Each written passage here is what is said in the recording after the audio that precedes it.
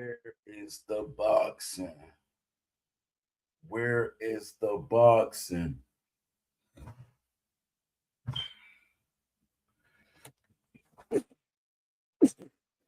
Give me a second.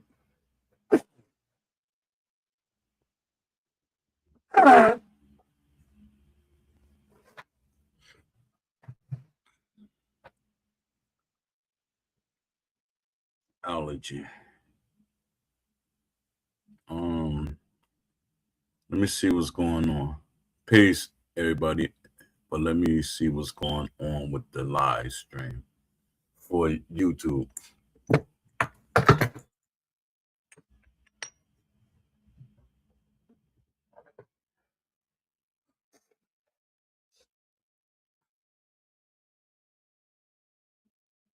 Come on, YouTube, start with the nonsense.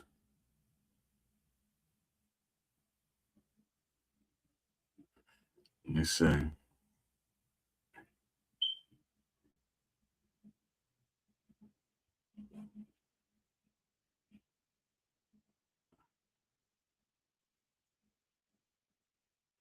Give me a second.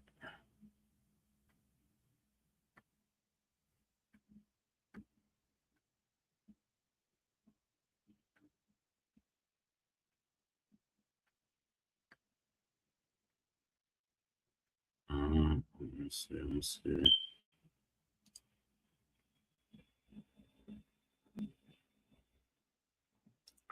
Give me a second.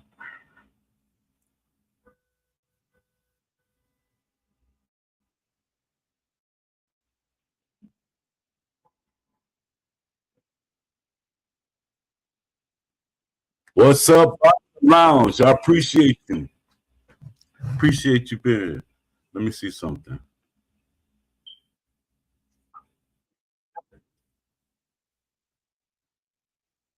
Yeah, all right. I had to make sure because I got an extra window open because my YouTube want to act up on my original live, so I gotta watch the show just like y'all.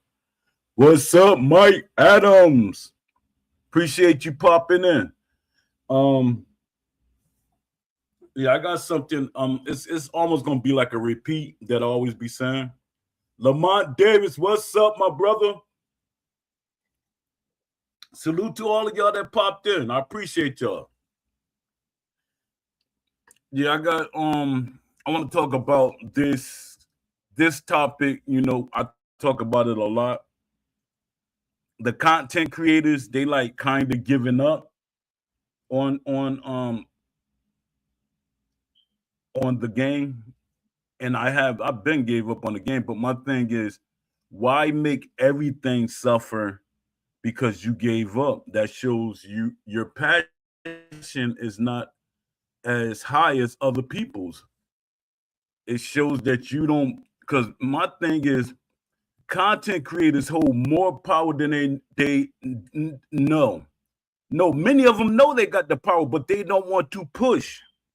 So it makes me kind of think that developers got in their ear or the owner got in their ear because them helping us push for certain things, it works because it shows that the community can come together. And you know, I keep hearing everybody pushing back on me. They're like, Poe, come on, man. You keep asking for that survey. You keep asking for this. Yeah, and the content creators hold a lot of power. They can shape the narrative if they want to. So I'm gonna talk about that today, and I'm gonna talk about boxers. I'm gonna do like a call to action for boxers because boxers, they should be more vocal. This is the only sport that the athletes are not outspoken. They don't speak about things. And I'm like, yo, like, you know what made me come up with this conversation is what's his name? Dalton something. I forget his name. Because I don't really pay too much to certain boxers. I don't was Dalton Smith, but they did a video today. See, Steel City is a marketing company. They're not a game development company. It seemed like they transformed into a marketing company. They're doing all these marketing videos. All this stuff that they should have did in the beginning before they even put out the game. They're doing it now. They're doing it now. And they're going to, the excuse that people are going to bring up is, no, because we got new fans on PlayStation Plus, we got to do them videos like that. No, you don't, because the people on PlayStation Plus and PlayStation already saw that the game was out. You're not promoting it to a new audience.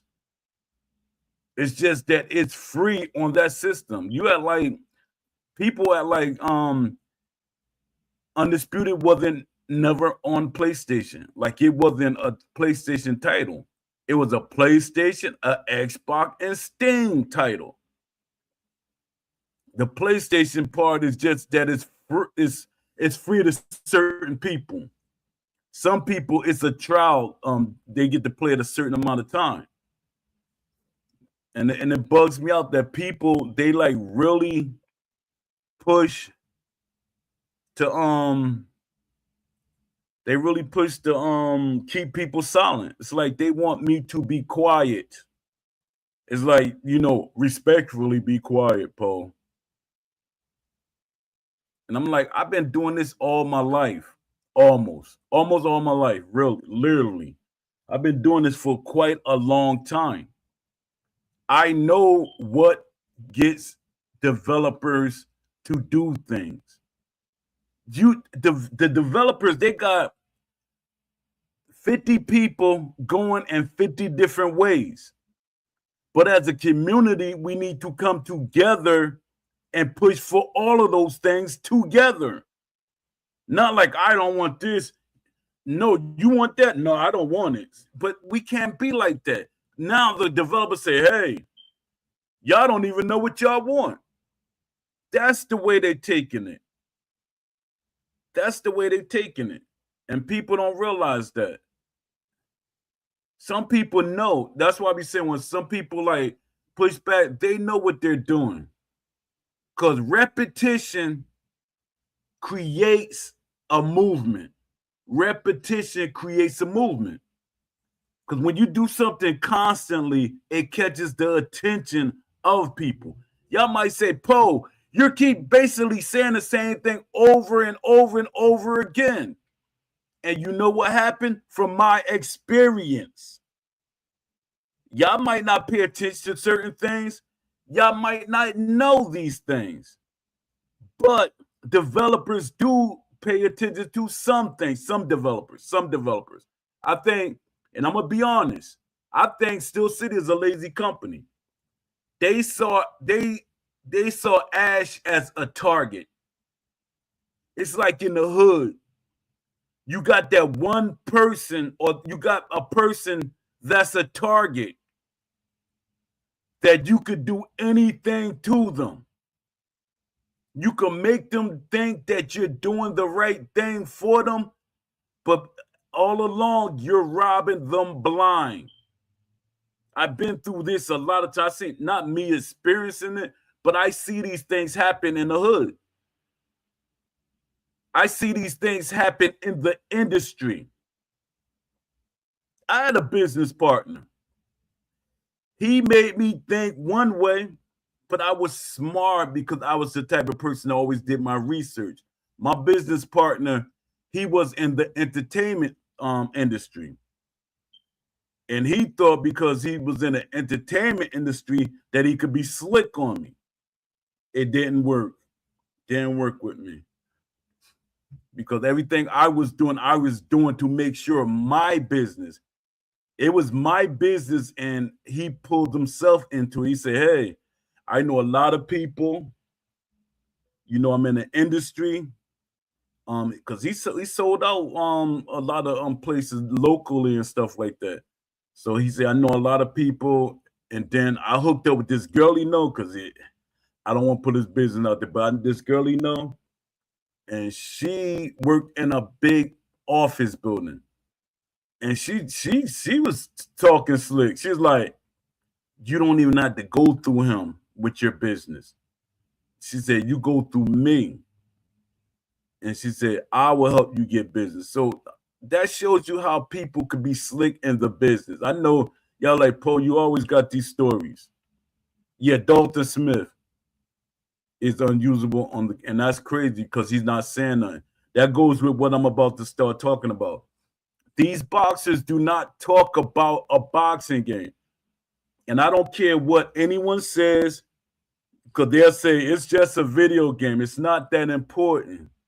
It's just a video game. Y'all take this too serious. When it comes to money, it's serious. I don't care what you say. When it comes to money, it's serious. I might not complain about a penny, a dime, or a dollar. Might not even complain about $5. But you're complaining about $70, $20. If some of y'all paid the $20. Or you complaining about the DLC. That's adult stuff. You're spending money on something. They want us to be quiet. Oh, it's just a game. Stop, man. Stop. That y'all could talk like that. The 20 and 15 years ago, y'all could talk like that. But nowadays, no, we're not accepting that. And hopefully a lot of people see what I'm saying. We're not accepting that. Talking about y'all complaining, it's just a game. Yeah, when people say it's just a game, they act like the game was given to us for free. They literally act like the game was given to us for free. Like Still C say, here, we want you to play this game and it's for free. Even the what's called isn't free. The version that's on PlayStation Plus. And I see my character frozen. I hope y'all still can hear me.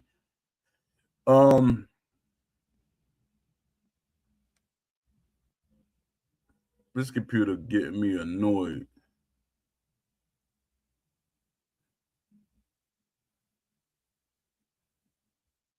Excuse me. Give me a second, y'all. Because it's loading up a screen and then it had the nerve to freeze on me. And that's a long freeze, too.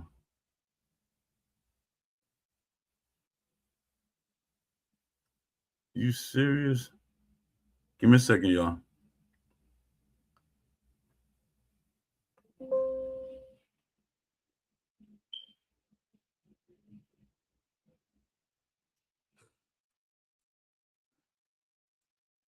Give me a second. Oh, this mode really going slow. Dad, am I going to have to freestyle my show today? Can y'all? Let me see. Did it freeze? It did freeze up. Let me see. Oh snap, son! Give me a second, y'all.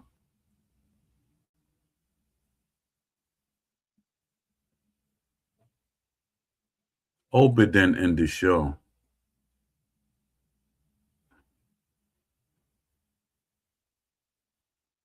It did.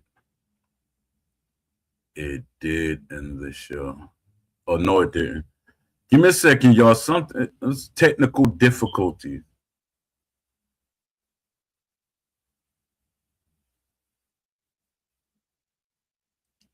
Y'all still there?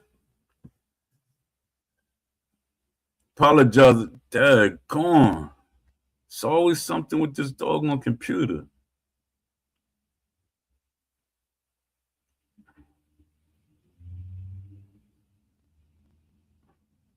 Let me see who's still here.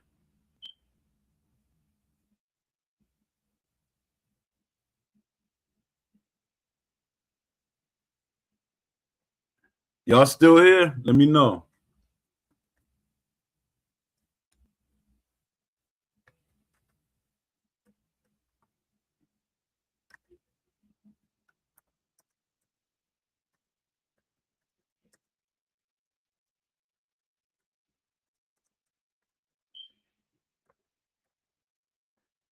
Let me see.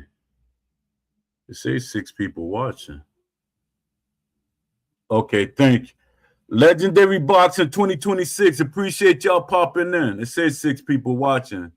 That's great. Yeah, I'm talking about how the well, I'm about to read off my script, but my whole context of the script is the content creators think they act like they don't have the power to create, like, speak for us. Like, developers and companies are scared of content creators. They literally are scared of content creators. This is something I know. I'm not guessing or anything. Content creators can be our voices, but a lot of them don't want to be our voices. And some people be like, they shouldn't be our voices. There's people I talk to that say, man, well, why would they be our voices? They're not even real boxing fans. That's not what I'm trying to get. Anybody could tell a message, long as they put the message out there. They don't have to know something, as long as they putting a message out there from the people like me and like the outspoken people in the Discord and on social medias. I keep hearing people say this person, they're over the top, they're doing this, they're doing too much. And nah, man, they're not doing too much. Patterns create vision. When people constantly say something over and over again, it catches your attention. When you repeat, see, people don't know this. This is from me learning psychology. Read a book. Do the same thing that those persons that got a degree does. When you repeat something over and over again, it's like hypnosis. When you go to these in these places that you go for meetings and stuff, and they repeat the same thing over and over again, it's hypnosis. So when you say something 3 times, that's how you remember something. So you keep repeating yourself over 3 times, it's no excuse, because 3 times is hypnosis.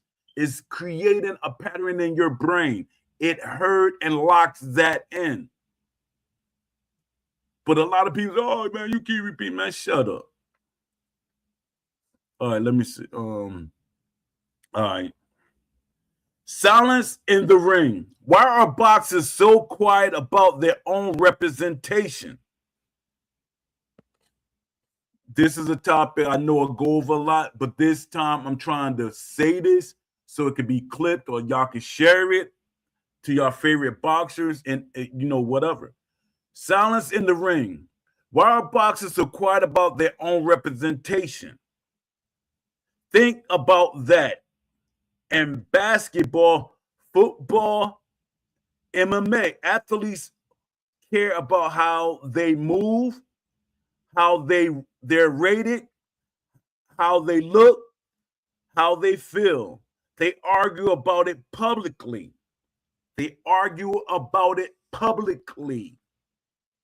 But in boxing, too many are just happy their names is on the cover or in the game. For a sport built on pride, legacy, and individuality, that silence is loud. Do y'all really think if Floyd Mayweather was in the game, Floyd is a gamer, do you think Floyd would not want his character to be represented authentically? I know a lot of y'all would be like, oh man, y'all make everything over the top when certain names are mentioned. Oh, he gonna do this because he won $1 billion for it, or $1 million, multi-million. Come on, man, stop. Just stick to the topic at hand. Stop bringing up Floyd this and Floyd that. And I keep telling y'all the story. I tell the story all the time. And I know a lot of y'all get annoyed with me constantly saying it. Floyd did that for EA because EA undersold him. They disrespected him. And what does a man do when he's disrespected? He ups the price. Floyd was, at that time, Floyd was the champion. Floyd was undefeated. But they were going to give Pacquiao, I think, twice what they was giving Floyd. Because Floyd, he accepted a certain amount. Then he said, hold up. He found out what Pacquiao was getting. Then some other boxers.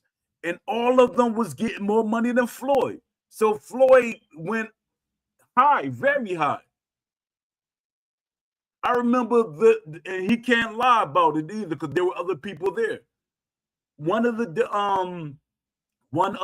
developers was saying, maybe you can talk to him, or y'all can talk to him, or y'all can reach out to Floyd.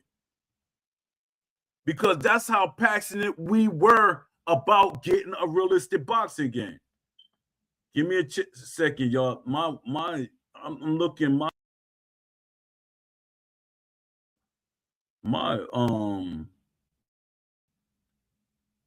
it looked like my talk shoe was down.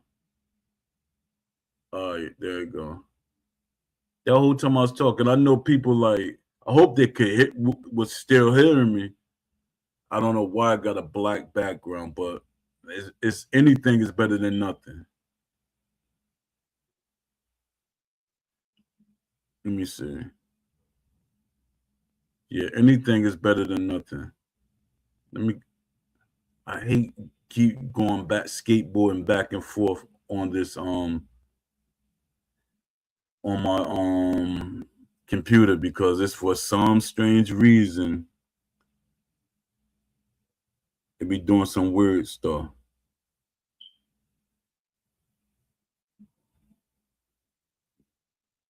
Let me see. It's not going to show up. All right. All right, give me a second.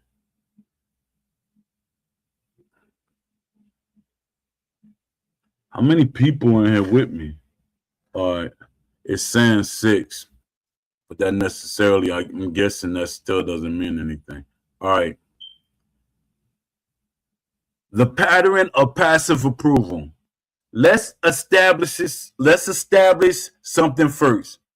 Being included in a video game is not the same thing as being represented properly.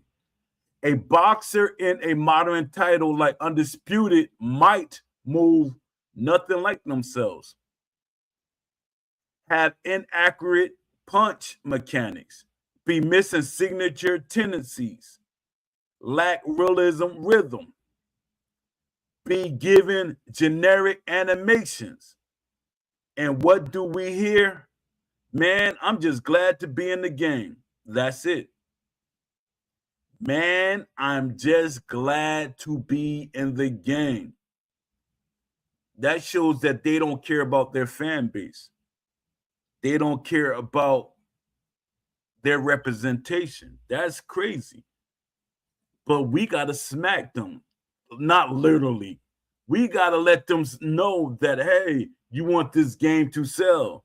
You want your DLC to sell. You got to be outspoken. Y'all could be out. These boxers could be outspoken when they're promoting a fight or when somebody disrespect them. They should be outspoken with Steel City. They're being disrespected. This sport is being disrespected. Be outspoken. To all the boxers that watch this, be outspoken. And if y'all say, you don't know what you're talking about, you never boxed, I did box. Might not have went as far as y'all did, but I did box. Y'all should be outspoken. If I box or not, y'all should be outspoken. And to the developers say, hey, you don't know what you're talking about game development. Yes, I do. 100%. Just like y'all. I'm gonna put it this way because this is what a lot of developers be saying. You don't know what you're talking about. It's hard to make a video game. You're just saying that. You're sitting on the sideline. All right, put yourself in my predicament. You don't have a company that hired you, or you don't have money to make a video game. You had the passion I have. You will be saying the same thing from the sidelines. I know what I'm talking about. If a man, like I'm gonna keep saying this, I'm gonna keep using this as an example. If a man sits in jail reading books about something, he can educate himself and come out. There's people that became lawyers just by being reading books in jail. There's men that were in jail that were teachers they became different things in jail, locked away just reading something, studying something. So you think everybody that play video games don't make it their duty to research and study things? I do. I make it my duty because I want to be like, hey, when you tell me something can't be done, I got to see if it can't be done. I don't accept nothing that somebody going to tell me. I just can't. Like people keep telling me, hey, Poe, you should just stop, man. You keep asking for this, you keep asking for that. They know what we want. Nah, I can't do that. That's not how things work. They know what we want. It's too many voices. We're not all together. So that's the excuse right there. Y'all don't know what y'all want. So we gave y'all what we thought y'all wanted. And then you got developers that never made a sports game. You got developers that never made a sports game. And you talking about they know what we want or know what to put, how to implement it in the game. To them, a fighting game and a boxing game is the same. I heard somebody said that. They said a boxing game and an arcade fighting game are the same thing. They're an idiot. I don't care how offended they get or whatever. They're not the same thing. Fighting and boxing are two different things. Yes, you can fight in boxing, but they're not the same thing. And I know that goes over your head when I say there's fighting in boxing. Boxing is a style, a way of fighting within boxing. Don't box them, fight them. That means you're going all out. You're doing different things that doesn't necessarily use technique or different things. I'm not going to break it down. I'm going to let the ignorant stay ignorant because some of them, they're going to be ignorant no matter what I say. All right, let me get back to this. I meant for this to just go seamlessly so y'all could patch it. So y'all could send this to your favorite boxers or whatever. But they're going to say, this guy all over the place. I'm not listening to that. All right. Breakdowns of what. Let me read this again so I can have context to the people that's just listening to it. The pattern of passive approval. Let's establish something first. Being included in a video game is not the same thing as being represented properly. A boxer in a modern title like Undisputed might move nothing like themselves, have inaccurate punch mechanics, be missing signature tendencies, lack realistic rhythm, be given generic animations. And what do we hear? Man, I'm glad to be in the game. That's it. No breakdown of authenticity, no push for correction, no demand for proper portrayal, just gratitude for inclusion. And that's not enough. Compare it to other sports. Let's be honest. When a player in NBA 2K25 has the wrong jumper, they speak. When a fighter in EA Sports UFC 5 doesn't move correctly, the MMA community notice immediately. Why? Because those sports understand something. Representation affect brand value. That's why I get on these companies too. It's the boxers in the atmosphere represent the your brand. It represents the companies. It represents boxing. Movement authenticity affects perception. Ratings affect narrative. Gameplay affect legacy. Gameplay affects legacy. Boxing doesn't move like baseball. Boxing doesn't think like MMA. To you MMA fans, boxing doesn't think like MMA. It's rhythm, distance, foot placement, breathing, traps, timing, ring IQ. So why is the standard lower?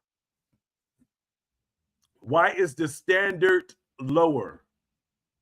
The economic incentive to stay quiet. Now we get uncomfortable. For many boxers, the contract is to win. They got paid.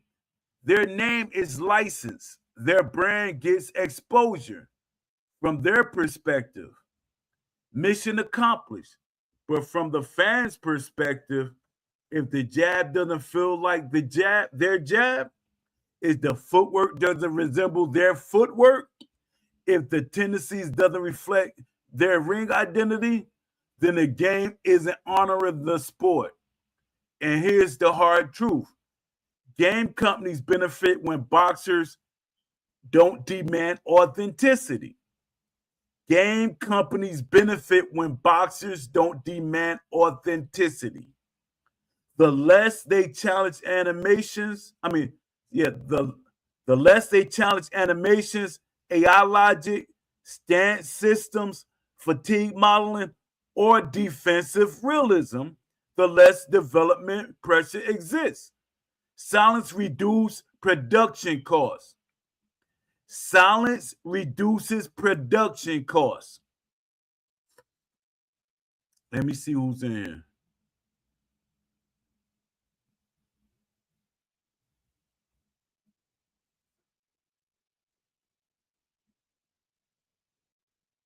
Undisputed is so bad that now it is free to play. It is a free to play game. Yeah, but that's for the people with PlayStation Plus, and that I think they get a percentage off of that. But they also got a time. If you got, it's a certain tier, because PlayStation Plus have tiers, and I think you got to have the highest tier to get the game for free. But other than that, you got a time limit. Like you could play it only for a certain amount of time, and that's crazy that they did the time limit, and they literally put that much time into doing that. All right. Segments. Legacy isn't a logo. Legacy isn't a logo. Boxing is legacy driven. Look at someone like Floyd Mayweather Jr. His entire career was built on defensive decision, distance control, and IQ. If a video game version of him can't show the role correctly, manage range realistically, fight economically, then what exactly is being represented? Just a face scan. That's not legacy, that's preservation. I mean, that's not legacy preservation, that's branding. Why this hurt the sport? Here's where this gets bigger. Boxing already struggles with fragmentation, sanctioning policies, inconsistent promotion, public misunderstanding of pacing.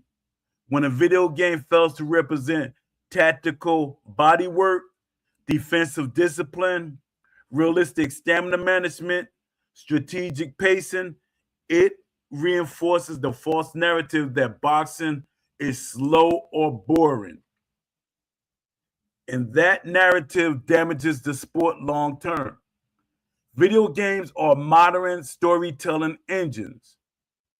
If they tell the wrong story about boxing, young fans grow up misunderstanding the story. The missing collaboration. Imagine this instead. A boxer sits with developers and says, no, my lead foot placement matters. My jab isn't just a button. It's a realistic tool. My gas take doesn't work like that. I don't throw 6 punch combos every exchange. That changes development. That forces animations overhaul. That forces AI tuning. That forces authenticity. But if boxers don't push, why would companies stretch budgets? And this is another thing. We don't need every boxer to say anything because some boxers are biased. That's when the historians come. There are many boxing historians out there, literally. I know some of y'all say, hey, they so-called historians. No, it's people out there that literally study the sport. They literally could break down the sport. There's people out there. I have gave recommendations to companies numerous times. Let me see.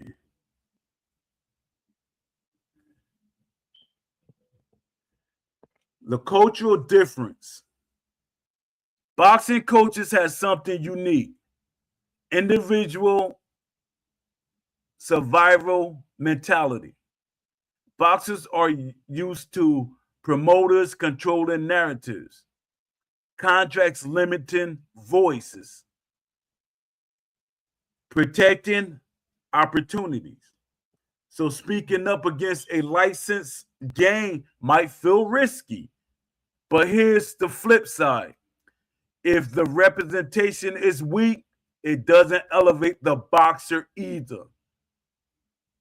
It reduces them to a playable skin. This is not an attack. This isn't disrespect to boxers. It calls for evolution. If you're proud of your craft, if you care about how history sees you, if you want future generations to understand your style, then demand accuracy, not perfection. Accuracy.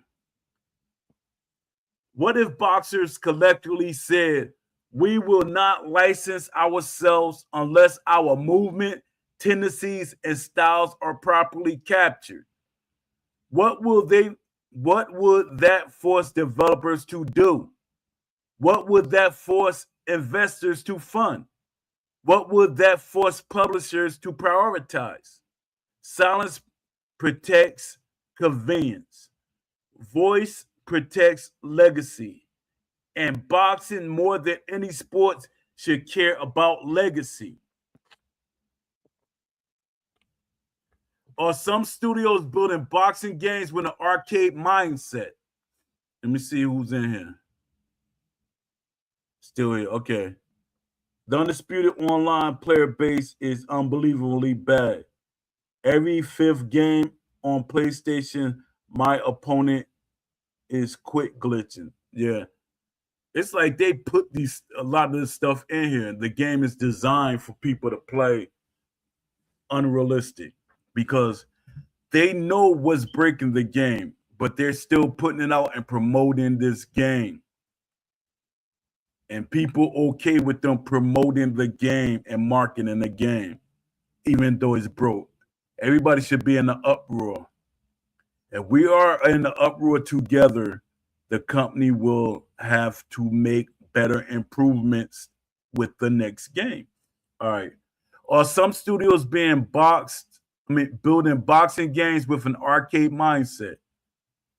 Let's ask a serious question. When a company builds a boxing video game, are they building a boxing simulation? Or are they building a fighting game wearing boxing gloves? And I know when y'all hear me saying simulation, y'all think over the top. And I'm not talking about over the top. That's like saying 2K is over the top. Yeah, they have some mistakes, but it plays good enough for us to say that's how that player plays. That's what basketball looks like. That's what it should look like. We got everything basically in games like 2K, MLB The Show that represent the sport. In this game, everything is bare bone. And we keep using that. It's their first game.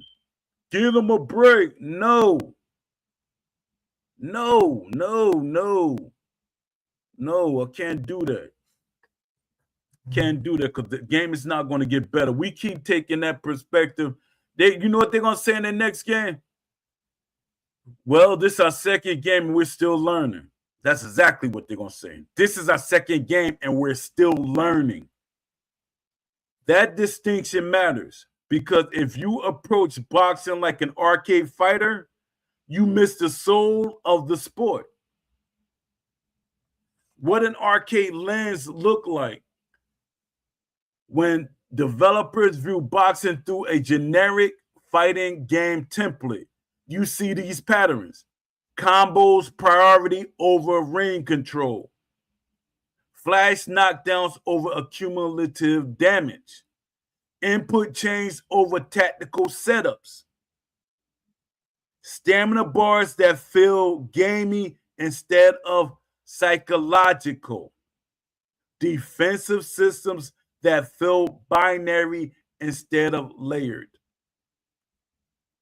Boxing isn't about constant engagement. It's about manipulation, space, rhythm, and breathing. If a studio design DNA comes from the traditional fighter, if a studio design DNA comes from traditional fighting games, high APM, constant exchanges, spectacle-driven pacing, that mindset bleeds into boxing systems, not because they hate boxing, because what they know. The difference between having boxers and understanding boxing. The difference between having boxers and understanding boxing. Licensed boxers doesn't automatically mean you understand boxing philosophy. A true boxing-centric approach will prioritize foot position and logic, jab hierarchy, systems, ring geography and corner traps, clinch nuances, defensive fatigue accumulation. Trainers influence mid-fight. If those layers are shallow or simplified, fans feel it immediately. It feels like boxing flavored combat, not boxing. And this is the thing. Even with, a lot of y'all, even with the corner, EA, I seen EA do it. I never like really paid attention to it. The Fight Night Champion, they kind of did it. They literally took an idea that I gave them. So that shows that EA were listening at the end, but it was kind of too late because they focused on the story. The corner should tell you what it sees. And back then, they didn't have the AI we have now. The corner should be able to give you better feedback. Stop letting Steel City and other companies slide. Stop letting them get by with different things they tell you they can't do, and it's too much, or it's going to be a lot. You know what they're going to say? A lot of people are going to skip it. No, they're not. The corner mode would be something that fans would do, especially if your corner actually giving you feedback. People are going to sit there and listen. They could agree or disagree, but they're going to listen. AI can do that to you game developers that think, I don't know what I'm talking about. I could prove it. If y'all think I don't know what I'm talking about, DM me and my social medias, and I give you the information. It can be done 100%. Your corner can give you realistic feedback. Your corner, each trainer can have different personalities, have different mindsets of how boxing should be, which is true. I had an argument with somebody that's where they know boxing. They think every boxing coach thinks the same way. That is not true. I sit there with what was it, about 20 coaches in this gym, and none of them, some of the stuff they didn't agree with. Everybody don't handle things the same way. Everybody doesn't fight the same way. That shows you that every coach doesn't coach the same way. Let me see. Is it lack of passion or lack of infrastructure? Is it lack of passion or lack of infrastructure? Here's where we slow down. It's easy to say they're not real fans, but there's another possibility. No, they're not real fans. There's another possibility. They may like boxing, but the production structure doesn't support deep simulation. Deep boxing systems require AI engineers who understand style archetypes. Hold up, let's listen to what I just said. AI engineer who understands style archetypes. The AI engineer is very important. If it's two player or one player, he's still important, more important than people think. Animation teams study real fight tapes frame by frame. I got to give y'all context because y'all say, what you talking about? Deep boxing systems require animation teams studying real fight tape frame by frame. I say that. Combat designers who understand why a fint matters. Data models that simulate ring IQ and discipline. If leadership prioritizes marketing,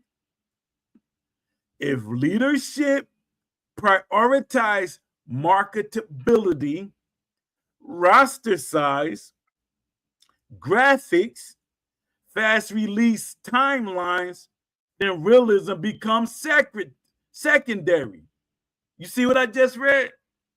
If leadership prioritizes marketability, roster size, graphics, fast release timelines, then realism becomes secondary. Not because of hatred of boxing, because of business prioritization. What a true boxing first studio would do. What a true boxing first studio would do. A studio that truly builds from boxing inward outward. A studio that truly builds from boxing inward would build movement first, not combos. Design the jab as a system, not a butting. Make, when I say button, it's the sticks to the people that's going to get their underwear in their bunch. Make defensive skills based and exhausting. Make defensive skill based and exhausting. Make bad punch selection punishable long term. Simulate rounds, not highlight reels. Simulate rounds, not highlight rounds. What does that mean? Each round should look realistic and not like, you know, how people, they like the exaggerated everything. They make for great highlight reels. But we should have highlight reels too after each round.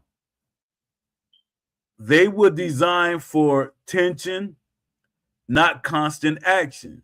That's a boxing mindset. They were designed for tension, not constant action. That's a boxing mindset. The hard truth about the market. Here's the uncomfortable part. Publishers worry that deep realism slows pacing, raise skill ceiling, shrink casual audience. So sometimes design leans toward hybridization.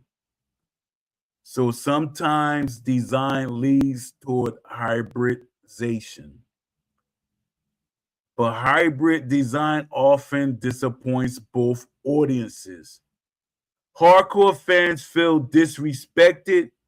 Casual fans find it complicated. The questions you're really asking, this is to the fans. Let me see what y'all saying in the chat. They're never fixing the game. It's ruined. Mike Adams said that. Yup, I believe they're not.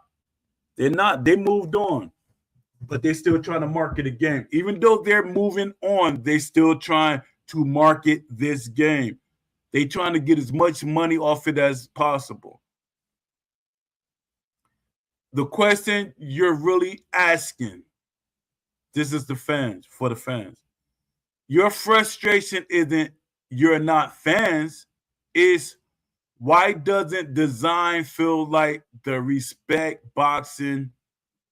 Why doesn't the design feels like it respects boxing complexity? That's a different accusation, and it's stronger because it focuses on systems, not personal attack. Constructive pressure versus blanket criticism. Constructive pressure versus blanket criticism. If you want this conversation to land, frame it like this. Instead of they don't care, say, show us the systems that prove you care. Show the AI decisions trees. Show the footwork modeling. Show fatigue science. Show boxer styles differentiate beyond sliders. That shifts the debate from emotions to accountability. Who speaks for the boxing game community? This mindset's floating around. The developers know what we want. We don't need surveys. We've said it enough already. But here's the question nobody wants to sit with. If they already know, why are the same complaints still being repeated? The myth of they already know. When fans say they know what we want, what they're really saying is we've complained publicly before, but here's how game development actually works. Forms are noisy unless structured. Comments are antidotal unless categorized. Discords, debates are invisible unless logged. See, that's something they did that was slick. That they was like, hey, we're logging what y'all saying in the Discord. They said that. We're logging what y'all say. It sounds good on paper. It sounds good in our eyes. But that's not what they were doing. Trust me. Passion doesn't become data unless formalized. A survey isn't weakness. It's documentation.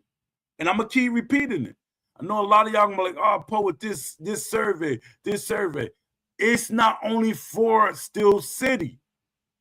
The survey can go for any company. They just got to give us the results. We have to be adamant. When we do the survey, we want to see the results. And please let there be a third party that makes it. Y'all got to say that, but a lot of y'all won't. That's the child mentality. That's the person that don't understand things. And then when somebody's telling them that no, y'all always go against them. You think you know everything. That's like somebody that's 5 years old saying you think you know everything, or somebody that's 10 years old or 15 years old saying that to you. But y'all think is y'all have to go against me because I'm older than y'all and think that I'm trying to say y'all dumb. No. If you don't know something, you don't know it. If I don't know something, I don't know it. But the thing is, I'm willing to learn from the younger generation or the older generation. But I'm willing to learn. Some people not willing to learn. They like instant gratification, no learning. They think it's supposed to automatically appear in their brain. Magic, ta-da! Idiots, ta-da! All right. A survey isn't weakness, it's documentation. Without documentation, executives can say, we didn't see consistent feedback. See? Without documentation, executives, nobody cares about what Steel City or the base company says. We're talking about the publishers, the investors, the shareholders. That's what the survey is for. And then this is what somebody's going to say. Well, suppose the company doesn't give it to them. If we get the results, we can make sure, especially the content creators, can make sure that the investors see it. There's one of the investors for Steel City, the Joker stays on me. He won't delete me, won't block me, but he stays getting on me because he feel like I'm messing up his investment. So he sees my post. Y'all think it's y'all give up too easy, and I hate that mentality. I hate when people give up on anything. Y'all give up. Some things, hey, all right, just, let it go. But some things you got to fight for. If you have passion for it. If you don't have passion for it, that's on you. You can't dictate somebody else's passion. Some people have passion just to not care. They have passion to not care about anything. And that's crazy to me. All right. let me see. A survey isn't weakness, it's documentation. Without documentation, executives can say we didn't see consistent feedback. Only a small vocal minority complained. Engagement metrics didn't reflect that. Structure turns emotion into leverage. Structure turns emotions into leverage. And I know, Paul, you're talking about emotions. Shut up, man. Y'all take one word and y'all like run with it. It's the passion of the community. That's what the word is referring to. The leverage. Why reputation matters. I was talking about this earlier. Reputation isn't annoying. It's reinforcement. In every major sports franchise, I know y'all say, Paul, you keep saying the same. I got to. Then we could talk about other things. We will talk about other things. Reputation isn't annoying. It's reinforcement. In every major sports franchise, ratings complaints are repeated yearly. Ratings complaints are repeated yearly. Gameplay tuning feedback is repeated yearly. Mode requests are repeated yearly. Why? Because company prioritize what is persistent. Company prioritize what is consistent or persistent. Silence reads as satisfaction. When people be quiet, it reads as satisfaction.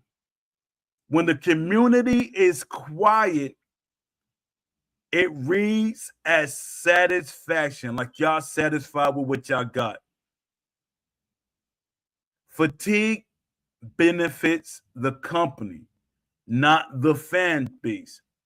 Fatigue benefits the company, not the fan base. And I know you're saying, some of y'all saying, why did fatigue come into this conversation? When y'all give up, that's what fatigue means. Fatigue is associated with giving up. Fatigue is tired. You giving up. I'm fatigued, man. I have enough. That's it. That's what fatigue is. Fatigue benefits the company, not the fan base.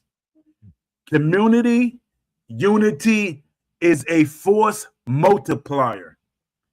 Community unity is a force multiplier. I'm going to say it one more time. Community unity is a force multiplier. Hopefully that sticks in y'all brains. Here's where I'm right. A fragmented community is easy to ignore. A unified one isn't. When fans align around clear realism standards, clear simulations demands, clear accountability timelines, that forces publishers' awareness, investor questions, internal studio pressure. Investors don't care about Reddit debates. They care about unified sentiment trends. Unity changes optics. Unity changes optics. That's why I say what I be saying. If even if two of the main content creators create a video, it will float around and gain traction. But these content creators are scared it's going to mess up something in the future. No, it's not going to mess up anything. You could talk about it, and I know you could talk about somebody. No, you could talk bad about the developers, this company. You could call them trash. You could say this or say that, and they still will have to use you, because if you got a community and you have a voice, that means you are dangerous to them. So if you're talking negative about them, what they're going to do? Your fan base still going to be there.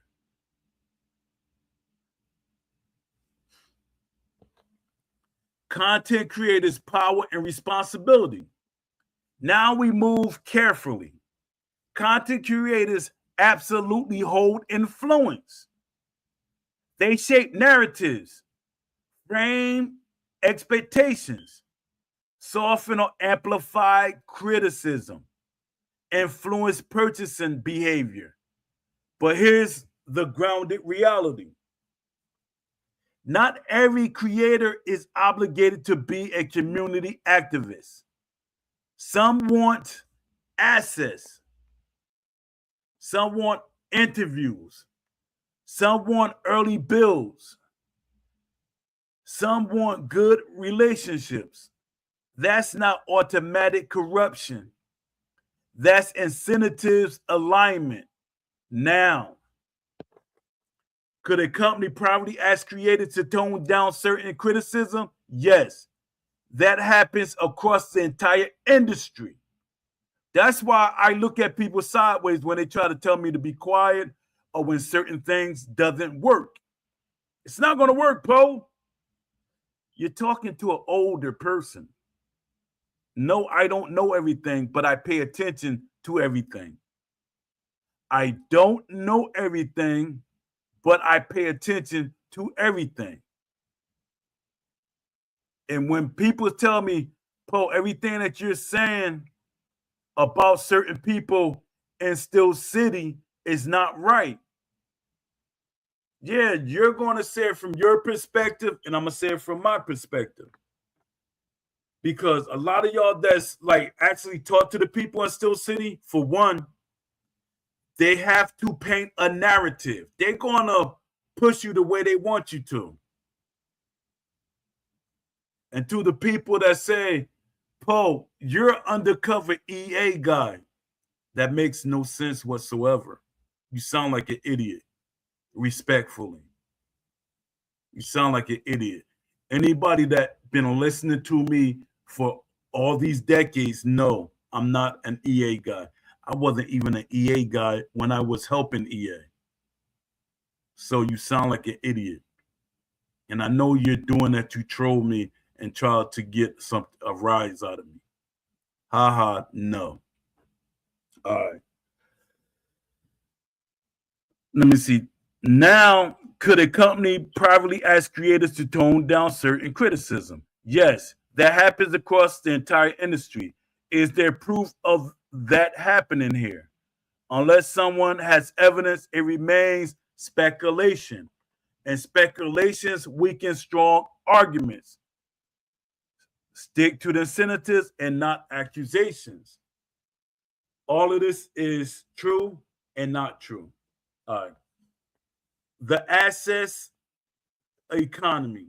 The access economy. Here's the real dynamic. Studios reward positivity and control critiques. Studios reward positivity and control critiques. Creators rely on assets for growth. That creates a soft pressure system. No contracts needed. No secret meetings required. Just human nature. If your channel depends on developer interviews and early previews, you may hesitate to push aggressively. See, I know what I'm talking about. That's not evil. It's survival in content economy. It's survival in the content ecological system. The power fans underestimate. The power fans underestimate. Let me see what y'all saying in the chat. What's up, Lux? Appreciate you, man. Appreciate you popping in, man. He said, "What's up, chat? Closed mouths don't feed feds. Get fed. Excuse me. Closed mouths don't get fed. Together we stand. Divided we fall. 100%. See, that's older people talking. I hate to say it. I hate to say it. Y'all let people water y'all down and let y'all be silent. More DLC on the way. They're gonna grab more money from the community. That's Shaolin Frey. Salute. Shaolin Frey says more DLC on the way. They're gonna grab more money from the community. I talk bad about the game every day. I hate talking bad about it, but I can't say something is good when it isn't. 100% agree with you. Where did you hear there's going to be more DLC? Please don't tell me you listen to what's his name? I forget his name. Because he loved DLC. He don't care if it's just a leg. If it's a leg of a boxer hopping around in the ring, he's okay with that. Some people, they just love DLC. It could be a leg with half of the boxing trunk, that part of the boxing trunk, the boot and everything. They'll be happy. Yo, we got a new boxer leg. It's something new. I'm like, y'all crazy. Y'all just okay with something that y'all think is boxing. Y'all just collectors. And you know what? I'm a collector. I'm a collector of comic books. I collect characters, like, models and stuff like that. I collect, different things. But you think I'm going to collect something that doesn't represent the boxer? That shows how much a fan some of y'all act like y'all are. A lot of y'all act like y'all boxing fans, but y'all not boxing fans because a fan critiques something. A fan is a fanatic.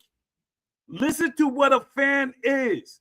What fan is a hyphenation or abbreviation of fanatic. A fanatic goes over the top about certain things.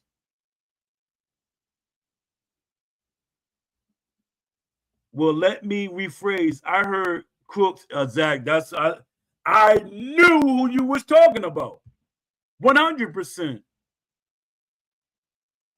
And I hate when he does that. I ain't no shade to him. He could take it how he want to, but it's no shade to him. And I know you're gonna bring up, yo, man. Every day you get a little older. I'm happy. I haven't been sick. I haven't been sick in 30 years. I haven't been sick in 30 years. I don't got CTE. I box. So to the people that be saying old head and all that other stuff, that doesn't mess with me. I'm happy with how I live. I help I'm not going to even bring up certain things. Certain things I should not air out online because it could get me in serious trouble. But I take care of myself the right way. So for y'all to keep saying, hey, you're an old man and stuff like that, it's people younger than me that has high blood pressure, get sick, all these different elements. And I don't care. You be like, well, I don't care if I get sick or not. You're still an old man. Whatever. All right, let me get back to what I'm talking about. The power fans underestimate. Collective consumer behavior is powerful. Collective consumer behavior is powerful.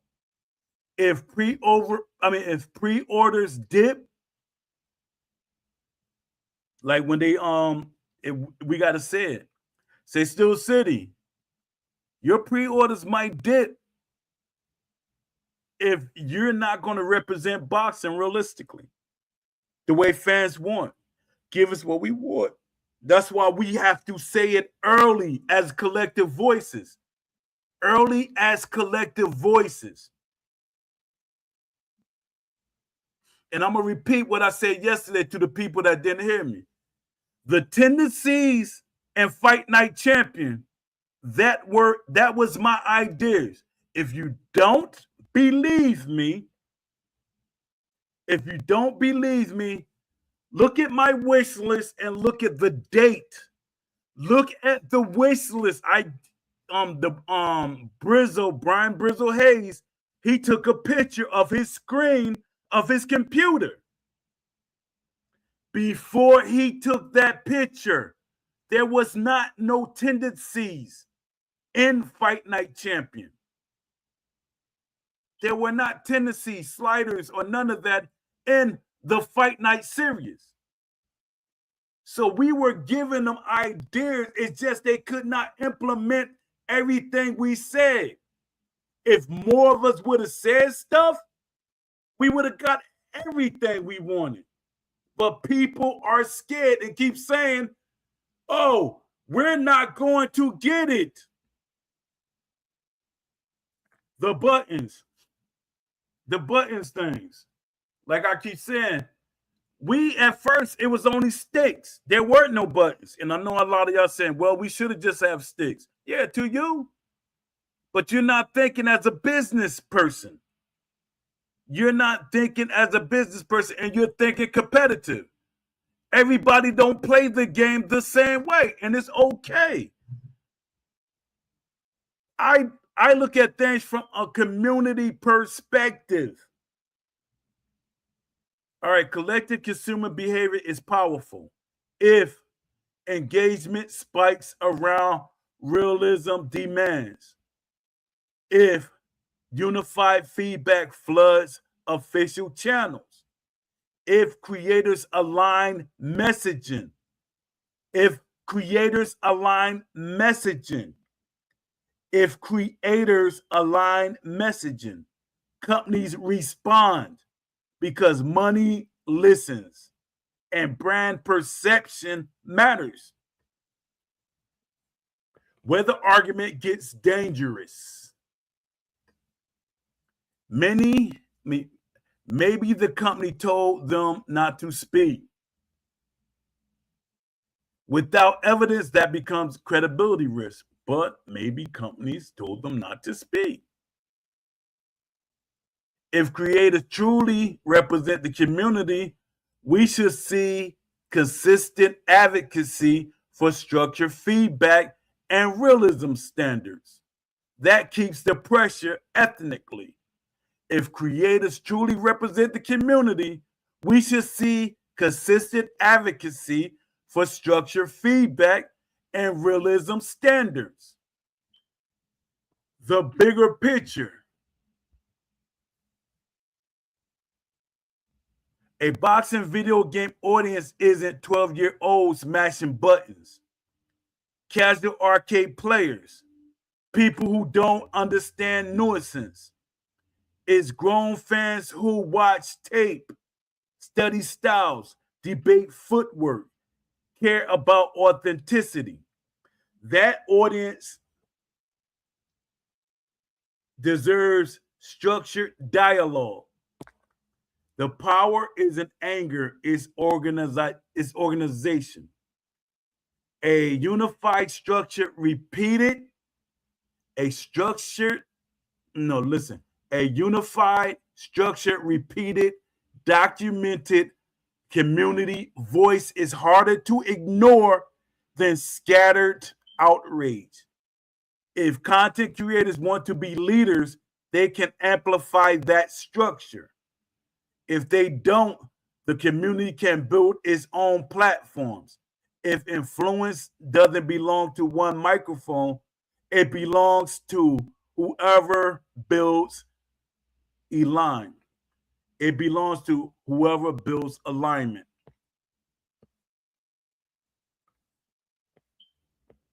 How content creators can actually be the solution. Let me see something.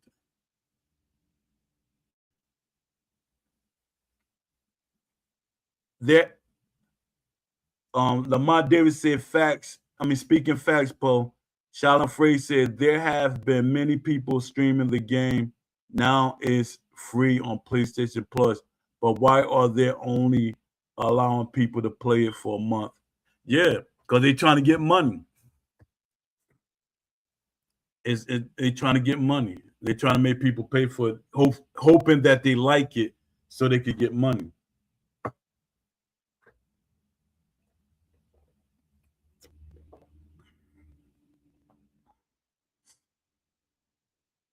Let me see. Here's something we have to be adamant as a community. Just because someone creates boxing video content doesn't automatically mean they're a hardcore boxing purist. They might love the sport, they might watch fights, they might enjoy the energy, but enjoying a fight and being able to break down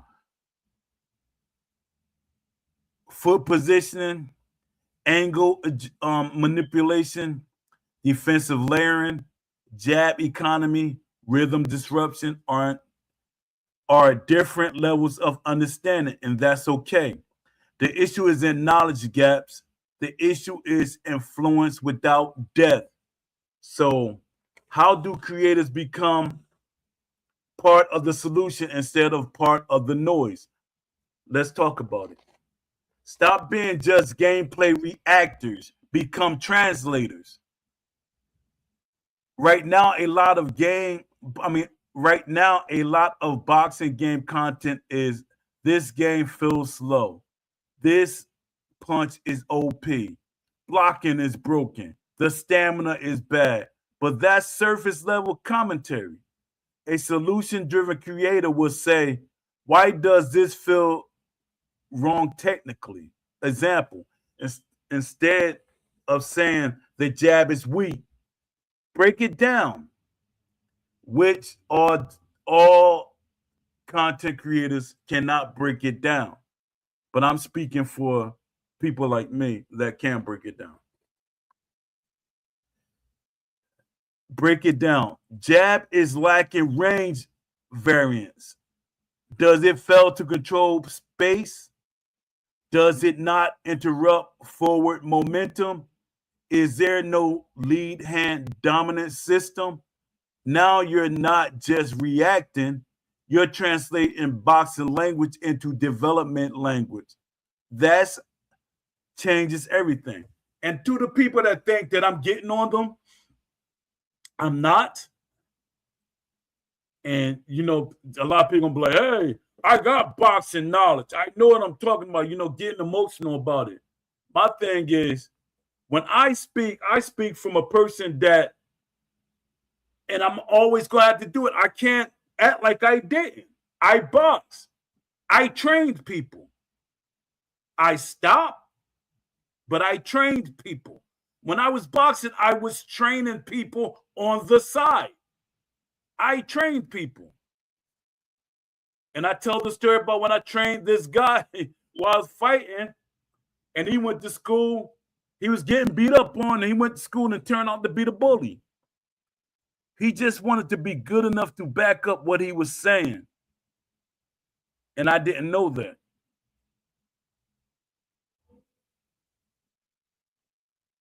Actually, it was 3 guys that came to the gym at the same time. All right.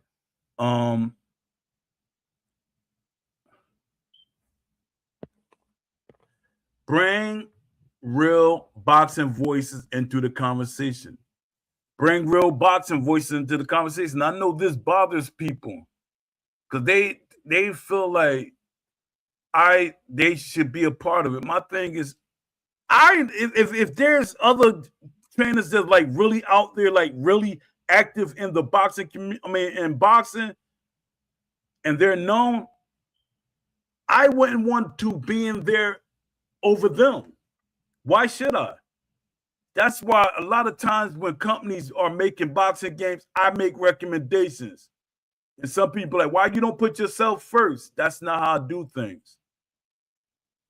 My thing is, I'd rather for a person that's active or know what they're like. They literally, people know them. So they're going to like really be like, all right. But with me, everything is going to be a second and third question behind it. And that's okay too. But no, if a creator isn't a technical purist, cool. Partner with one. Invite trainers, amateur boxers, high-level amateur boxers, because 9 times out of 10, they're gamers too. High-level amateur boxers, analysts, gym veterans. Have them break down what's missing in this mechanic. I mean, have them break down what's missing in this mechanic. Imagine a series. Real boxing reacts to boxing game defense. That elevates the discourse, and developer notice elevates discourse. And that's, to me, when you had to like really have the boxers in there giving you feedback, and they're like, that adds for more marketing, better marketing. That helps with people buying the game. It would help people buy the game that never bought a boxing game, even cared about a boxing game. But don't trick people like what y'all doing now. Dalton Smith, he's in the studio. Buy the game. See, Dalton Smith. Stop with the marketing deception. Y'all being very deceptive.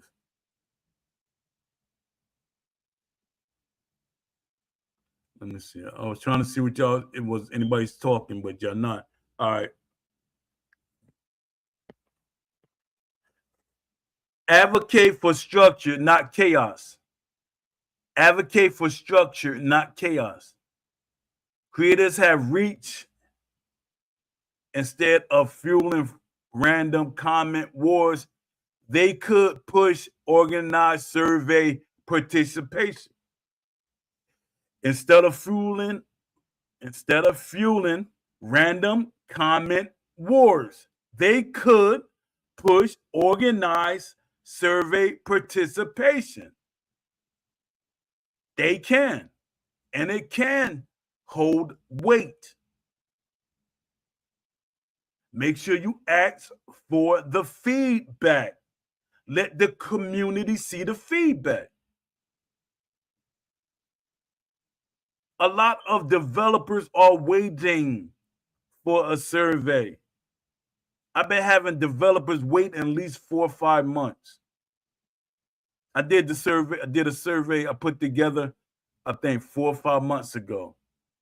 And I was trying to wait till it get, hopefully I was hoping to get at least 200 signatures, 200 people to fill it out. But I didn't have the reach to get people to fill it out. I don't have that fan base yet, actively. Yes, I have over 400 followers, but they're not actively 400 followers. Probably be a lot. I probably got more pity likes than anything.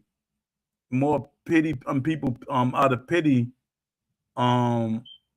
subscribe to my channel. Some of them are developers that want to see what we want. And I know the developers be like, damn, man, we feel sorry for you, man, because you're pushing as hard as you can, but the community is like, they're rebellion, they pushing back. Even though I'm telling them that developers come on this website, I mean on my podcast, and they shadow watch. I tell you that the gaming industry shadow watch the show. People still are not actively listening, or they're not actively like when I say, hey, we should fill out the survey, you should do this and do that, they pushing back. And that makes me feel like when people push back against certain people protesting, it always see. I'm one of them people that protesting for certain things means something. So when you push back about me protesting or other people protesting, because the survey is kind of a protest. So it seems like you're a part of the problem. You're down with the people that we're protesting against. A survey is sort of a protest. All right, let me go back to reading this. Advocate for structure, not chaos. Creators have reached. Instead of fueling random comment wars, they could push organized survey participation. Encourage structure feedback. Pen realism checklists. Create focused feedback episodes.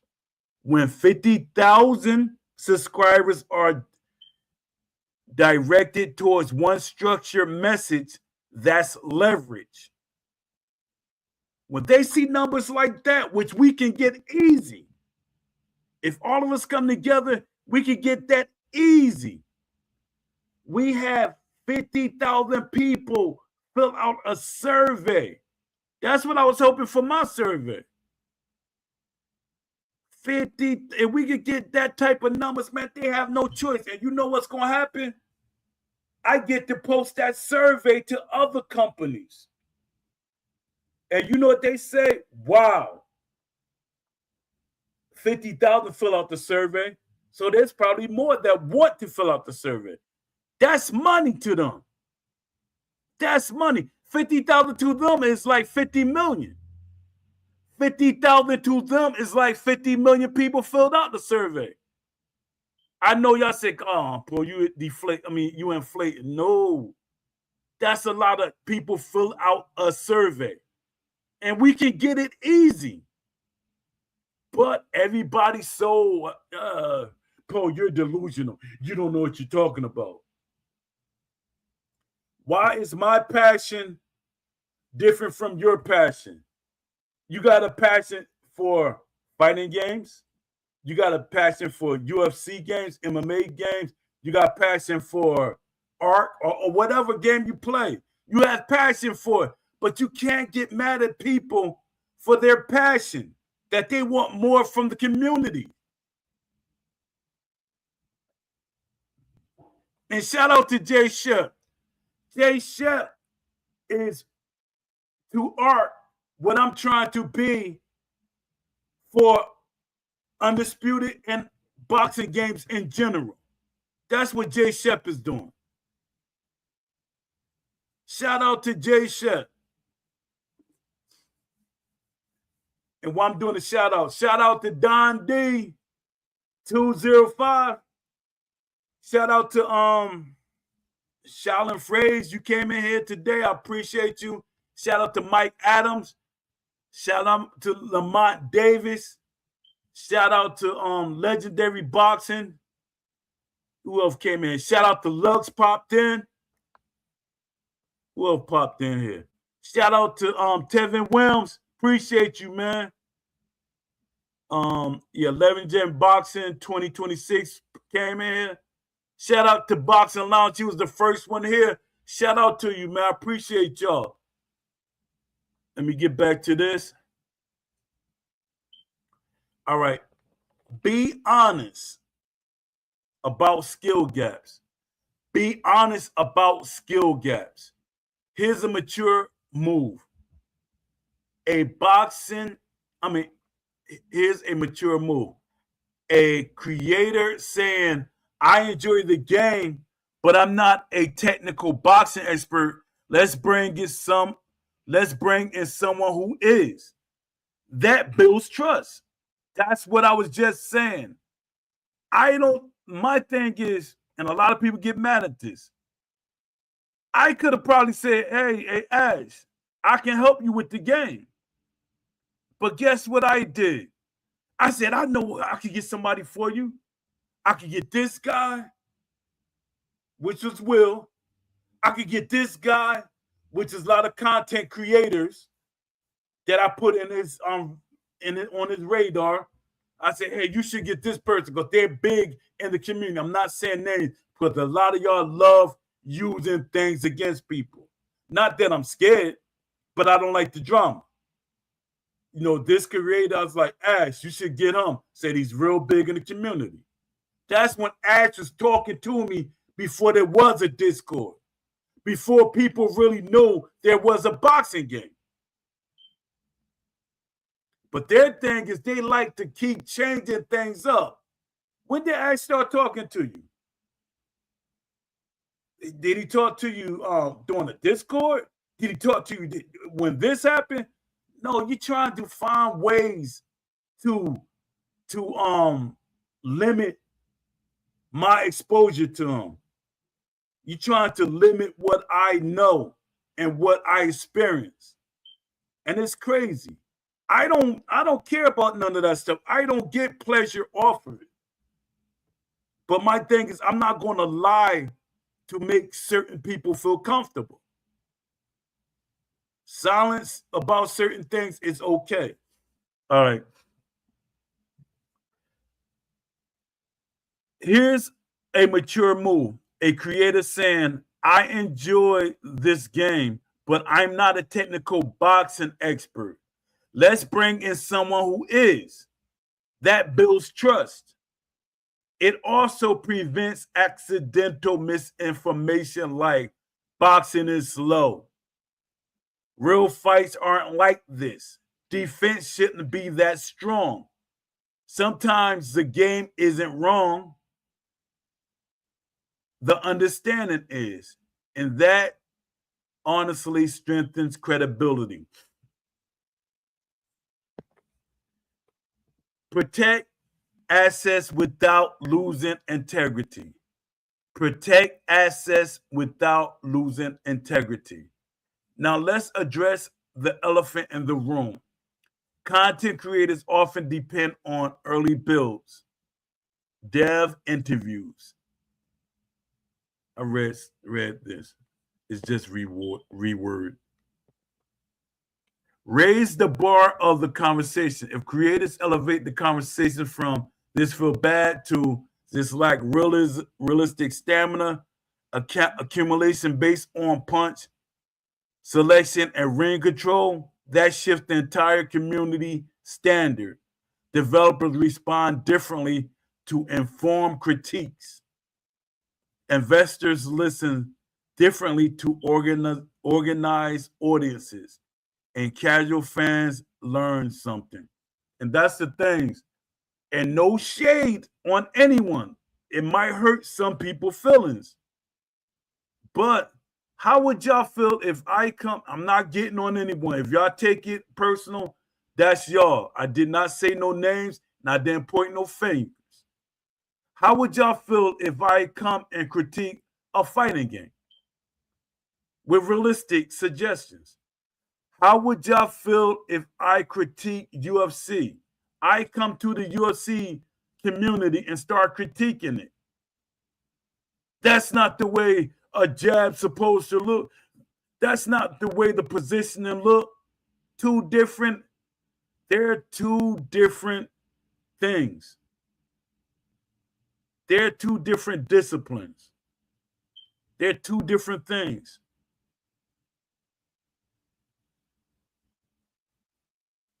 So it's a lot of people try to speak up for certain things. I would not dare go into the UFC and speak up. Yeah, I might go on the wish list and say what I want to see in the game, but I'm not going to talk about mechanics. What certain things should look like. Or if I do, it's from me watching videos. Me, I have an artistic feel about things. That doesn't look like what it looked like in a fight. That's how I take it. Some people don't take things that way. Like when some people that are MMA fans, and not saying names because people get offended, not saying names or saying it is certain people. But some people, they want to change boxing the way it really looks in real life, but they want to change it in the video game form. They want people to fight a certain way, and that's wrong. That is wrong. 100% wrong. It's like me going to a fighting game and say, I hate the way that what I'm gonna say, Alex fight and with Alex. See, I haven't played fighting games in a while. Alex fight or Eddie Gordo. I hate the way he fight. He's not fighting the way he should fight. Stuff like that. All right. The real power creators hold. Content creators are narrative shapers. If they normalize arcade pacing, fast KO obsession, constant pressure meta, then that becomes the expectation. But if they normalize tactical patience, boxing investment, ring IQ, defensive mastery, then realism becomes desirable. Culture flows through the microphone. And this is what happens, and this is what I noticed. It's like guys like Marshall Mind. Marshall Mind is an MMA fan, a UFC fan. And I see his fan base. They're UFC fans, MMA fans. And I read the thing. My thing is I read to gather data. I read things to gather data. I'm a data collector. Some people don't do that. I gather data. And I look at everything what people are saying. And everything they're saying as MMA fans. Not what they wish MMA should be, but how it should be representative to what MMA is. And very seldom, if at any, do you see somebody in the UFC form say, hey, I want Mike Tyson. Hey, I want Devin Haney. Hey, I want Shakur Stevens. Every once in a blue moon, you get that super casual fan that says that. And some of them do it being sarcastic. Some of them do it to be sarcastic.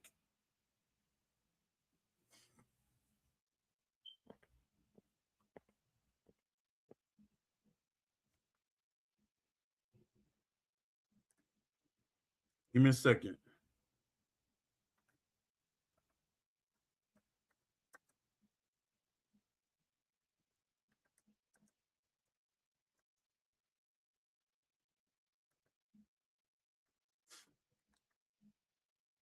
Let me see. See what y'all saying in here. Shout out to Butcher's Gaming. Appreciate you popping through. They're going to release a new DLC, especially now that they're pushing the socials about more. The socials a bit more. Something obscured last year as well. Then in March we got some DLC and updates. Where are you hearing that from? What's calm? When crooks say things, it's not real. Unless we like really getting in front of Crooks does speculations. A lot of things he does out of speculation. He say perhaps, or I heard that there might be, but I'm on the forums too. I can't say I'm off of the forums. I'm on the forums, and I didn't hear nothing about that. Did Steel City say it, or did Crooks say it? Crooks say what he wished. Like, hopefully, if I say this, they're gonna do it. That's what Crooks does sometimes. And I'm not getting on you, Crooks, but that's how a lot of people take it. Because if it's not official, and we got to be honest with ourselves, if it's not official from Steel City, it's speculation. And where's this information come from? My thing is I want to know where the information come from. And my thing is when y'all disagree with whatever I say, I tell y'all, DM me and I will give you the proof it can be done or where I got it from. I can show you conversations I had with developers from back in the days. Some of y'all, because some of y'all y'all would use that against someone like me because y'all say, see, no company should trust him because he's showing stuff in the DMs. He's showing y'all private conversations. It's like people do stuff like that. I remember in the Discord, people were trying to get at me saying, "Oh, he always act like he talked to somebody. He always act like he got an interview set up." And then I posted, or it was somebody that was talking bad about Steel City, and I think it was one of the workers. I crossed out their name, and they tried to make it their duty. Say, "Hey, see, look, they can't even trust you. Look, you posting something that y'all talked about." But y'all just said that I didn't talk to this individual. Then when I proved it, y'all went out y'all way to say, hey, look at you. Because y'all hate for somebody to be right. My thing is, I'm okay to be wrong. I'm okay to be wrong. But a lot of y'all have to be right even when y'all wrong. Let me see. Aren't content creators just gamers? This is questions. Aren't content creators just gamers? Why expect them to be tactical boxing experts? Nobody is saying every creator needs to break down southpaw foot positioning like a world-class trainer. But if you're reviewing a boxing simulation, you should at least understand the basics of what makes boxing boxing. If you can't explain why a jab matters beyond it feels weak, then you're reviewing vibes, not systems. That's fine for entertainment, but not fine if you're shaping expectation for a simulation audience or boxing fans. Isn't it enough that creators love boxing video games? Loving boxing video games and understanding boxing are not the same thing. Loving boxing games and understanding boxing are not the same thing. You can enjoy watching a fight and still not understand why one boxer controlled the lead foot, why the pace slowed in round 7, why the body work mattered, why the defense wasn't boring. If creators react emotionally instead of technically, they accidentally lowered the realism standard. And once the standard drops, studios don't feel pressure to raise it. Yep, a lot of people get upset with that when people say, hey, certain things you don't understand or know, and that should be okay. That's like me. I don't understand even though I was brought up in a martial arts household. My brother was a kung fu teacher. He taught kung fu, whatever other name y'all want to call it, or whatever. Judo, he did some judo. He did karate. He didn't like karate because it was a hard discipline. And I'm not talking about hard. He said it was like, Kung Fu is more fluent. He liked fluent. So that says a lot. I'm not going to go deep into this because no matter what you tell somebody, they're always going to try to find a hole in anything you say. So a lot of these stories, I'd be like, man, I'm wasting my time. Why should creators push for surveys or structured feedback? This is a question. Why should creators push for surveys or structured feedback? Because scattered comments don't move companies.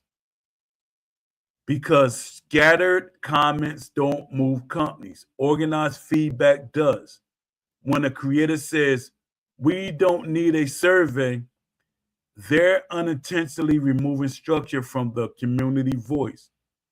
They're unintentionally removing structure from the community voice.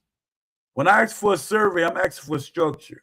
I'm asking for many voices to come together. So not only Steel City, but other companies can see that we can organize together. We can get numbers. Let the survey get numbers. It will get eyes on it. Content creators can make the survey get numbers. If it get numbers, everybody gonna look at it. Companies that don't even make boxing games gonna say, "Hey, wow, that got numbers. We got to look at that. That's money." But people, they keep talking themselves down. They keep talking it down like it really doesn't matter. Let me read it again so I can have context to the whole thing. Why should creators push for surveys or structured feedback? Because scattered comments don't move companies. Organized feedback does. When a creator says we don't need a survey, they're unintentionally removing structure from the community voice. Structure creates documentation. Documentation creates leverage.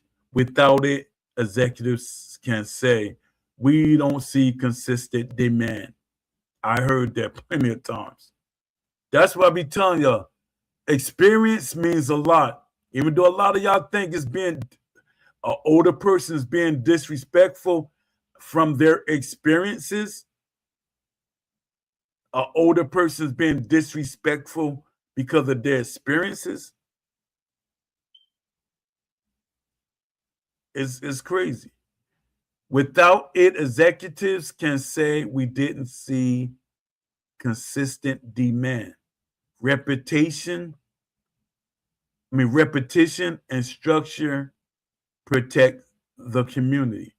Repetition and structure protects the community. Let me see what's going on here.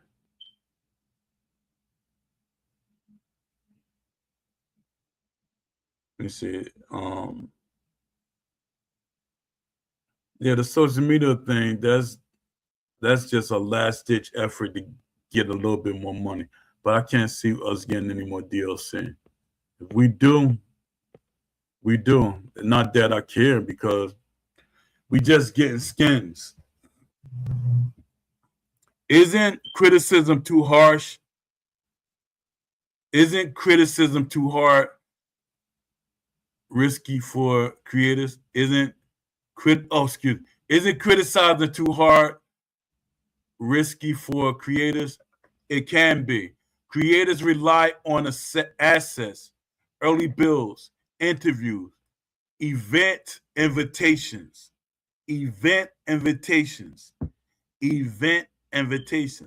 But there's a difference between attacking developers and advocating for realism.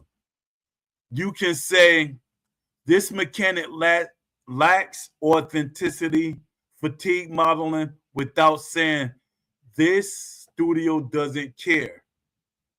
Professional critiques builds respect. Emotional attacks burn bridges. Creators have to decide which lane they want to drive in. Do creators really have that much power? Absolutely. They shape perception. If creators normalize flash knockouts, constant pressure, arcade pacing, then they become what new players expect.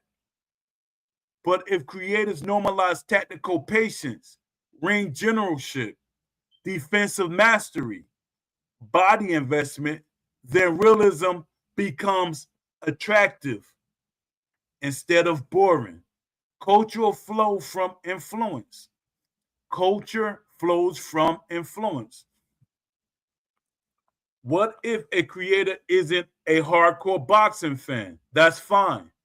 Then collaborate. What if a creator isn't a hardcore boxing fan? That's fine. Then collaborate. Bring in trainers, amateur boxers, high-level amateur boxers, analysts, Have them break down gameplay with you.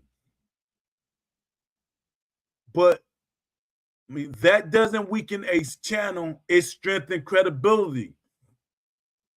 Saying I'm not a technical expert, so let's bring one in is leadership. Saying I'm not a technical expert, so let's bring in one is leadership.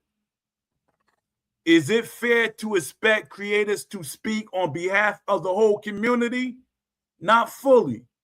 But if a creator brands themselves as the voice of boxing gaming, then yes, their responsibility attached.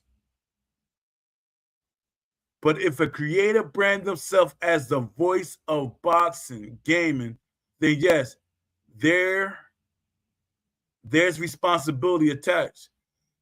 If you accept influence, you accept impact. And impact means your words shape expectations, purchasing behavior, developer perception. So silence on realism becomes a statement too. Could developers privately influence creators across the entire gaming industry? Assets relationships exist. But unless there's proof, accusing specific creators weaken your argument. Focus on incentives, not conspiracies. If access softens criticism, the solution isn't accusation. The solution is raise community literacy so creators can lower the bar unnoticed. What does being part of the solution actually look like? It looks like structured critique, organized feedback pushes, educational breakdowns, honest disclaimers about knowledge gaps, elevating boxing understanding, not just gameplay hype. It means asking, does this mechanic represents real boxing principles? Instead of, did I get a cool knockout clip? Yup. What happens if creators don't evolve? What happens if creators don't evolve? Then the community eventually builds new voices. Influence isn't permanent. It shifts towards whoever educates, organizes, and elevates. If realism matters to enough fans, leadership will rise from somewhere. If realism matters to enough fans, leadership will rise from somewhere.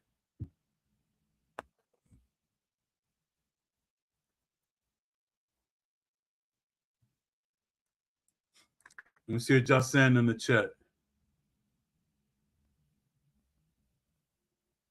I don't see no. Let me see.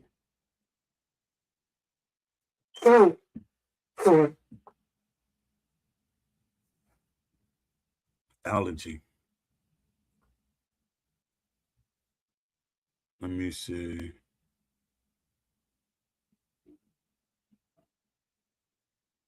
I'm gonna read a couple of more. Let me see how many people in here. How many people watching? Let me see. I got 6 people watching. Okay. I'm gonna read a little bit more and then I'm gonna start the show. All right. If creators don't fully understand boxing technique, are they unintentionally lowering the realism bar? Sometimes, yes. Gotta read that again. If creators don't fully understand boxing technique, are they unintentionally lowering the realism bar? And some of them they are intentionally lowering the realism bar. But yes, unintentionally. All right, sometimes yes. If a creator says, This fight feels boring, but what actually happening is high-level distance control, fence, and lead hand battles. But what's actually happening is high-level distance control, fencing, and lead hand battles. Then they just frame technical boxing as a flaw. Not multiplying that by thousands of viewers. I mean, now multiplying that by thousands of viewers. Suddenly, realism become a bad gameplay. Suddenly, realism becomes bad gameplay. That's influence, even if it wasn't intentional. That's influence, even if it wasn't intentional. Why do some creators call realism realistic defense OP? Yup. And they be trying to make you believe their perspective. And my thing is, don't ask me something when you don't like my answer. As somebody that boxed and a person that trained people. And that bothers me. I'm like, you serious? That's like you knowing martial arts or different things in MMA, like Greco wrestling and all these different things, and me questioning you and I don't know anything about it. You shouldn't get upset you should get upset if I say something negative about something that you know. But you can't get upset with me for what I know. Why do some creators call realistic defense OP? Because breaking defense in real boxing requires setup, patience, and risk. Breaking defense in real boxing requires setup, patience, and risk. And I know a lot of y'all going to say, well, it's a video game, man. You respect too much. Nah, man. Stop. It's a boxing game, regardless of the fact. All right, let me read it again because I went on a little rant. Because breaking defense in real boxing requires setup, patience, and risk. If someone expects immediate openings, constant head damage, easy knockdowns, then disciplined defense feels unfair. But in real boxing, elite defense is frustrating. In real boxing, elite defense is frustrating. I know you got people that say they want 6-axis blocking. They want the up and down blocking. They want this blocking and that blocking. No one should be stuck with a certain blocking. Whatever they want to do to block, that's how they block. You can't tell a person how they should block. But the option should be there. 6-axis blocking should be there. If you want the option for both of y'all to play with just 6-axis blocking, okay. Even though there's more blocking options than 6-axis. But if you want these things, it should be an option. And here go the people that are going to say, man, all that option talk, man, that's just going to keep things taking forever. That's too much. No, it's not. Stop. If you don't want it, just say you don't want it. You don't want it, just say you don't want it. All right. Let me see. Discipline defense feels fair, but in real boxing, elite defense is frustration. If the real game punishes reckless offense, that's realism, not imbalance. Understanding that difference changes the review. Understanding that difference changes the review. Are creators sometimes reviewing the game from a competitive gamer lens instead of a boxing lens. That's a big one. That's a big one. Are creators reviewing the game from a competitive gamer lens instead of a boxing lens? Competitive gamers often think in terms of frame advantages, meta optimization. That's why you hear all these words. That's why a person like me, the old me, old me, I hear these words so much, I know where they come from. Spamming, meta, all these different things, words. And then somebody gonna say, oh, those are gaming words. Every sport did not have those words. We weren't saying meta years ago. Spamming, I think the last, let me see, probably 4 or 5 boxing games. Not even that. That's when the word spamming started. Let me see. Exploit discipline. Let me read it so y'all can have context. Competitive gamers often think in terms of frame advantage, meta optimization, exploit discovery, high APM pacing. Boxing doesn't operate like that. Boxing operates on emotional control. I know when y'all hear the word emotional, y'all get emotional. Energy management, risk calculation, psychological traps. 2 words that I know is going to throw y'all into a loop. Emotion. How do you fit emotion into a video game? How do you fit psychological things into a video game? If y'all know it or not, that's y'all already do certain things that have these things in it. All right. If you review a boxing sim like and I notice that the word sim always throw everybody into a loop, and they think the extreme. They think the extreme, and it's on purpose. If you review a boxing sim like a fighting tournament game, you're grading the wrong exam. If you're reviewing a boxing sim like a fighting tournament game, you're grading the wrong exam.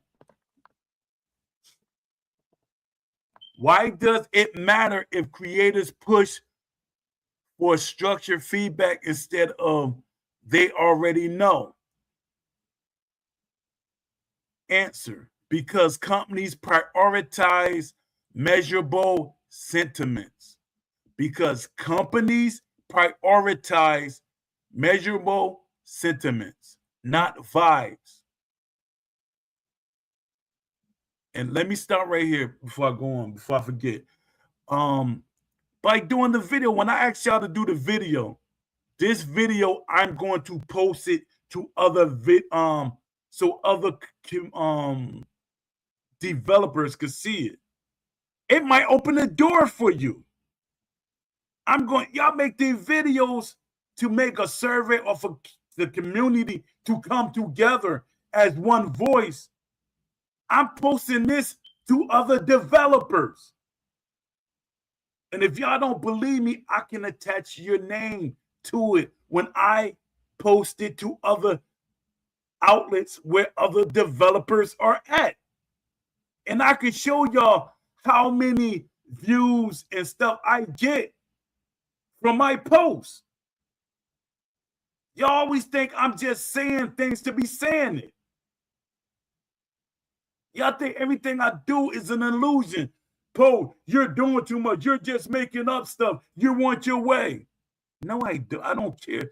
I want a realistic boxing game. But all that extra stuff, nah, it's not me. Not me at all. Let me see. Let me read it again because I know I should have read through it first and then started. Why does it matter if creators push? Why does it matter if creators push for structured feedback instead of they already know?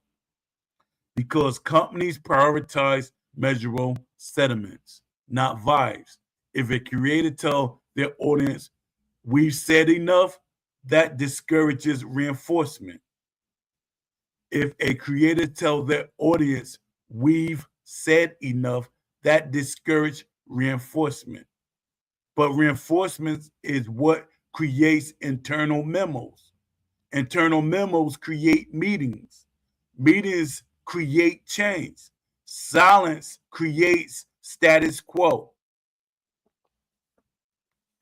Is there a difference between loving knockouts and loving boxing? Is there a difference between loving knockouts and loving boxing? Huge difference. Knockouts are moments. Boxing is process. If content focuses only on flash KOs while exchanges clip-worthy chaos, then viewers start associating boxing with spectacle only. But the real magic of boxing is tension. Pressure without throwing. Fence without commitment. Breaking someone down mentally. Breaking someone down mentally. If creators don't understand that, they unintentionally miseducated their audience. Are some creators afraid to challenge developers? Not always afraid, but cautious. And cautious often come from wanting continued access, avoiding backlash, protecting relationships, maintaining growth momentum. That's human. But leadership requires moments of discomfort. You can be respectful and still be firm. And that's what I keep telling y'all. That's why EA never had a problem with me doing what I did. It was like one or two developers. It was one developer that pushed for me to come back. When they banned me, or what did he ban me or let me? Something they did. I just wasn't there no more. And they called me back to be on the Discord, and I was not Discord, the forums, and I got my title back as the senior moderator. But they was just saying, Poe, it seemed like you had start getting too frustrated with the fan base and stuff like that. I was frustrated with them, not the fan base. But they were okay with that.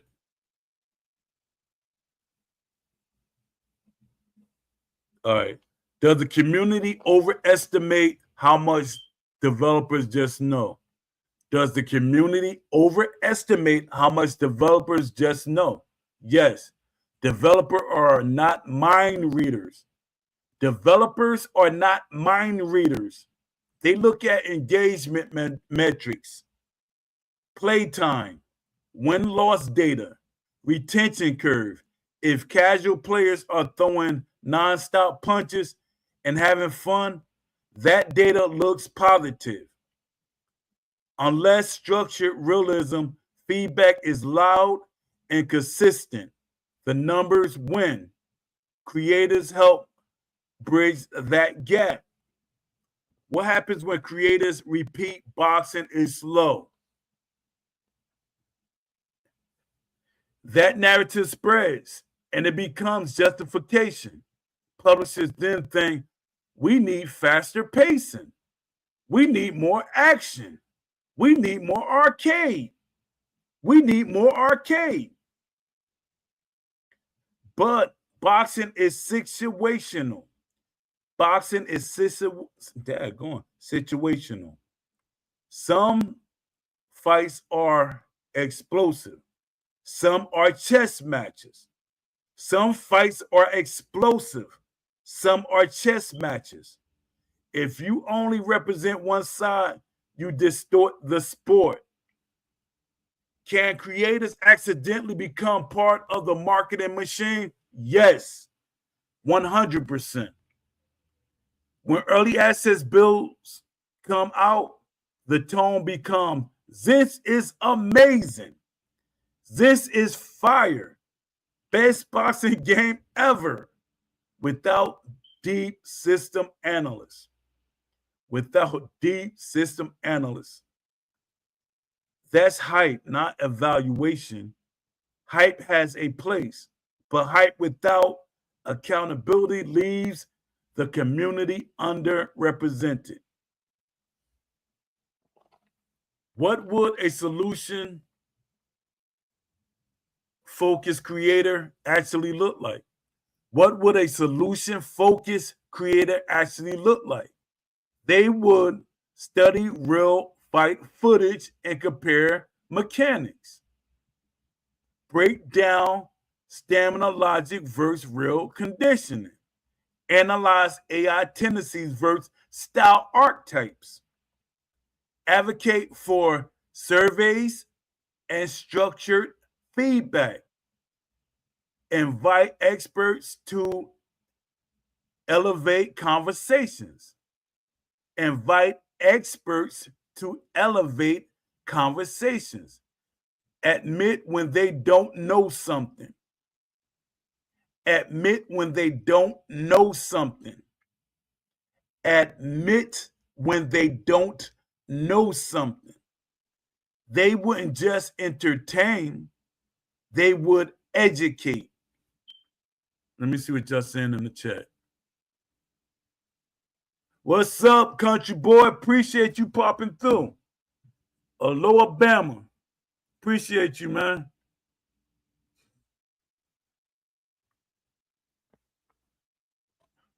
What's the real fear here? What's the real fear here?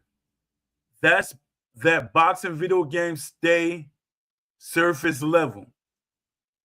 That realism never fully arrives. That the sport continues to be misunderstood digitally. And that the people with the microphones never raise the standards high enough to force evolution. That's the tension. Let me see. Salute to you, man. Appreciate you coming through. Let me see.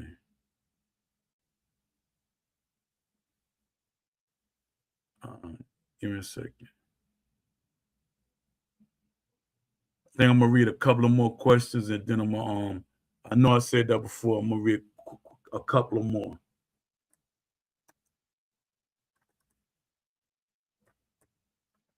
Couple of more.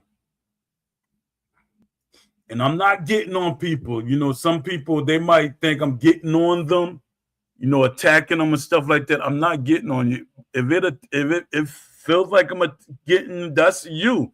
That's a you problem. I'm not getting on. If it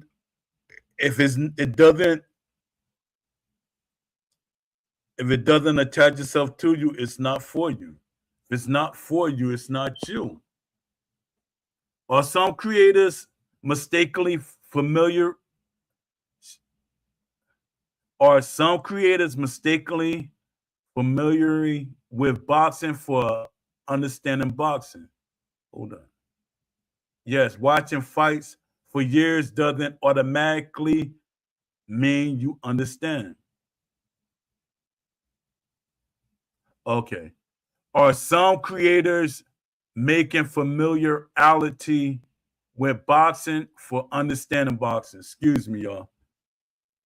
Yes. Without fights for years doesn't automatically, watching fights for years doesn't automatically mean you understand. What a lead foot battle determines, why a lead foot battle determines angles. Why a fighter stops throwing in certain rounds. Why clinching is strategic, not cowardly. Why pacing wins championships.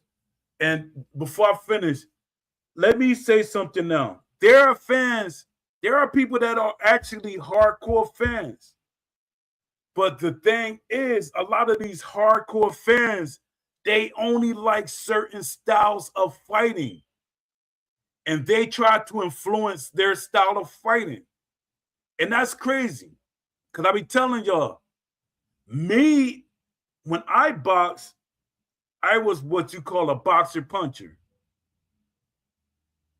So I am doing some movement. But their thing is they want you to stay in the middle of the ring. They want you to stay in front of them. So you asking for a boxing game, but you want it to be knockout. I mean, rock'em sock'em robots. Because you don't want to be strategic. You just wanted to see who can punch the other one out, who can knock the other one out, who can slug the best. Well, if you're playing on offline or you're playing with a certain boxer, it should magnify what he's capable of doing when he's controlled. Because if you got two sluggers, they're sluggers. But if you got a boxer, you should use them the way it should magnify what he does because you're using them the way he's supposed to be used. Why make somebody like Shakur Stevens, if he got all his ratings, all his weaknesses, all his strengths in the game, but you're treating him like he's a slugger, like he's a puncher, and then he get knocked out easy? That shows that you're not the right person to be asking how a boxing game should be made. Me, I look at everything in boxing. That's what I want in a game. I'm okay because if you're playing checkers, even though checkers is different from chess, each player plays differently. But when you play chess, each player uses strategy differently. Everything is on a higher level. But you can't say, hey, let's play chess like checkers, or, just, I'm making examples, but people always try to say they watch boxing all their life, but then what they want is you to have a knockout simulator, a slugfest, a brawler. No, I want to be able to knock out somebody that's a boxer. I want to be able to knock somebody out that's not standing in front of me all the time. That it should feel better that you rewarded for doing that. Let me see. Are some creators mistaking familiarity with boxing for understanding boxing? Yes. Watching fights for years doesn't automatically mean you understand. While the foot battle determines angles, why a boxer stops throwing in certain rounds, why clinching is strategic, not cowardly. Why clinching is strategic, not cowardly. Why pacing wins championships. You love the sport and still not understand. You can love the sport and still not understand its mechanics deeply. And when you review a simulation, depth matters. That's what a lot of people like. I hate clinching. I hate this. I hate that. Hold up, but it's still a part of boxing. Clinching, the referee, and all that. That shows you how much of a boxing fan certain people are. I hate clinching. Yeah, the boxer that's getting clinched hated too, but he knows how to defeat the clinching. All right. Why do some creators demand more action instead of more authenticity? Because action is easier to sell. Because action is easier to sell. Fast exchanges click better. Knockouts trend better. Wild fights get more views. But boxing authenticity isn't built on chaos. it's built on tension. If creators push for constant exchanges, they're nudging the game towards spectacle instead of simulation. That shapes direction, priorities. But if the game is made realistic, it's going to still get the views. All that, when people be saying knockouts and all that, it create better gameplay. Yeah, videos, but when you're actually playing the game and stuff, a lot of people love the strategic part about it. They love how you beat the person. That was a hard fight, but you pulled it out. They like stuff like that. When creators dismiss surveys, who does that actually benefits? Let me see what y'all saying. What's up, Ghostface Gorilla? Appreciate you popping through. Majority of people are sluggers when it comes to playing, and that's why they're always on the opposite end of the knockout. Exactly. 100%. 100%.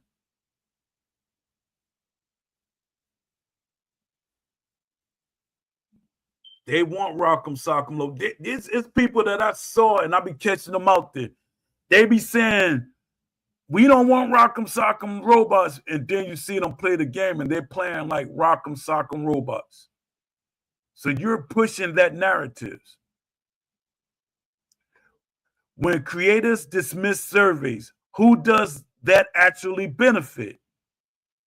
When creators dismiss surveys, who does that actually benefit? When creators dismiss surveys, who does that actually benefit? And I know I'm not getting on you, Jay. I'm just speaking in general because I was saying this before you even wrote that. And I was going to say this before you even wrote that. Not the community. Structured surveys create data. Data creates internal accountability. Without it, companies can say engagement is high. Exactly. See, this is the thing I be talking about gathering data. I make it my duty to gather data. They can say what they want, but if we don't have data, surveys is data. They got to give it to the community to let us see what we voted on.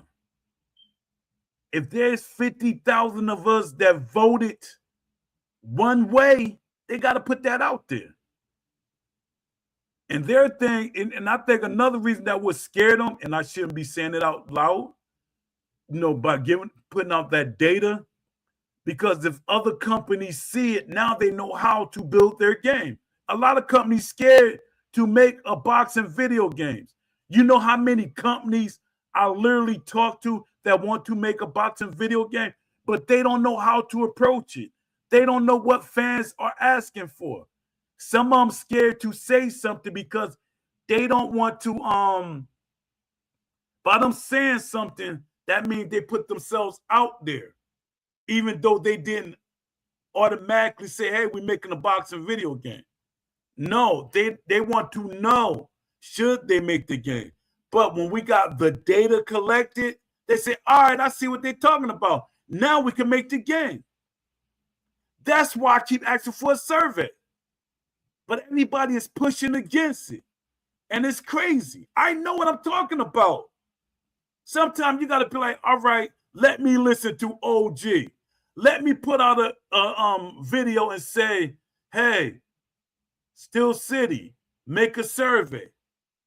Hey, somebody make a survey, or even send them to my survey. If I could get 50,000 people to fill out my survey, even 100 or 200, that right there, even 200 people or 100, that'll show the developers that people they want a voice.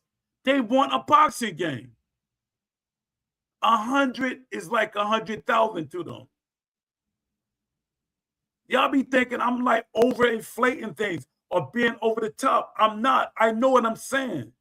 I'm being passionate because when you hear people say certain things, behind the scenes that are in the industry, and then you can't get people to listen to you or push what you keep telling them they should push, and they're not doing it. That's where the frustration comes from. I'm like almost begging people like, yo, man, do the survey. Companies want a survey. They're not going to put it out. Like a company like Steel City could put it out because they got a game out already. And they could feed off of that survey. They can eat off of that survey. Once Steel City put out the numbers, which they have to, y'all got to ask for it. Hey, we do the survey. How many people voted? Oh, you got 1 million people voted? Over 1 million people voted? Let us see the data. Let us see the data, not what you want us to believe. All right, engagement is, let me read it so I can have context. When creators dismiss surveys, what does that actually benefit? Not the community. Structured surveys create data. Data creates internal accountability. Without it, companies can say engagement is high. Most players seem satisfied. Negativity feedback isn't consistent. All of these things they said in Steel City. Dismissing structure weakens leverage. Even if it feels rebellious in the moment, dismissing structure weakens leverage. Even if it feels rebellious in the moment. Is it possible creators underestimate their influence? I read that, but I'm going to read it again. Very. If a creator with 1,000 viewers say the mechanics is fine, that instantly stabilizes perception for thousands of buyers. If they say that doesn't reflect real boxing defense, the creator, that creates pressure. They may not feel powerful, but perception power is real. Are some creators reviewing the game based on how good they personally are at it? Sometimes. Let me see what y'all saying in the chat. Nothing. Let me see. Are some creators reviewing the game based on how good they really, how good they personally are at it? Sometimes. If a mechanic frustrates them, it becomes broken. But frustration isn't always imbalance. Sometimes it's realism. Elite defense is frustration. Smart AI is frustration. Stamina punishment is frustration. The question isn't, did this annoy me? Does this reflect boxing principle? Does this reflect boxing principles? That's a higher standard. Why does the conversation rarely focus on technical intricacies? Because technical breakdowns take effort. It's easier to say this feels off. Harder to say the recovery frames are a missing hook. Let me see. It's harder to say the recovery frames are a missing hook doesn't reflect realistic weight transfer. Technical realism requires study. Technical criticism requires study. But that's what pushes simulation forward. If creators are pushing realism, if creators aren't pushing realism, who is? Usually smaller voices, former amateurs, gym boxers, hardcore analysts. The irony, the loud voices the loudest voices aren't always the most technically equipped. The most technically equipment aren't always the loudest. That imbalance affects perception. Because some creators genuinely believe they're helping while unintentionally lowering the standards. Absolutely. If they think at least we have a boxing game, they might defend flaws out of gratitude. But gratitude can turn into complacency, and complacency slows evolution. That's why I don't get complacent about certain things. I'm not gratitude. A lot of people like, at least we got a boxing game. And a lot of people say that. Even the people that's complaining about the flaws and all the bad things about the game, they're saying at least we got a boxing game. So how do the game get better? And y'all think just because it will get better, it got to get better. No, nothing get better is nobody say anything. Like that saying says, how can you eat if nobody know you're hungry? How can you eat if nobody knows you're hungry? A quiet mouth never gets fed. What will real leadership from creators look like? What will real leadership from creators look like? It will look like this. I enjoy this game, but here's where it fails to represent boxing authentically. Balance, honest information, not blind loyalty, not blind negativity. Leadership lives in nuance. Why does unity scare companies more than the loud criticism? Why does unity scares companies more than loud criticism? Because loud criticism fades, unity persists. If creators, hardcore fans, competitive players, casual supporters all align on 3 or 4 core realistic demands, that becomes difficult to ignore. If all of those people align on 3 or 4 core realism demands, that becomes difficult to ignore. Companies respond to alignment. The community is divided. Content creators, you can bring us reelers back in.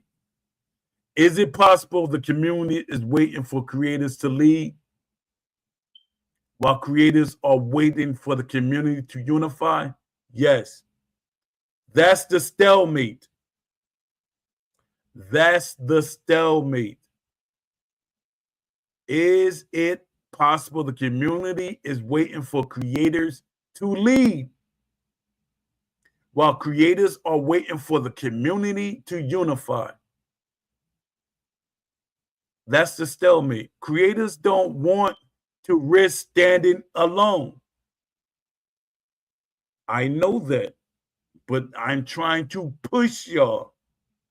Creators don't want to risk standing alone. Fans don't want to feel isolated. Someone has to move first, and leadership is rarely comfortable. Leadership is rarely comfortable. I'm gonna say something. I started not to do a show today. I said, I'm gonna take off for probably about a week or a month. I'm not gonna do no more shows. I was thinking about it real hard. But I said, I can't be silent about what I want.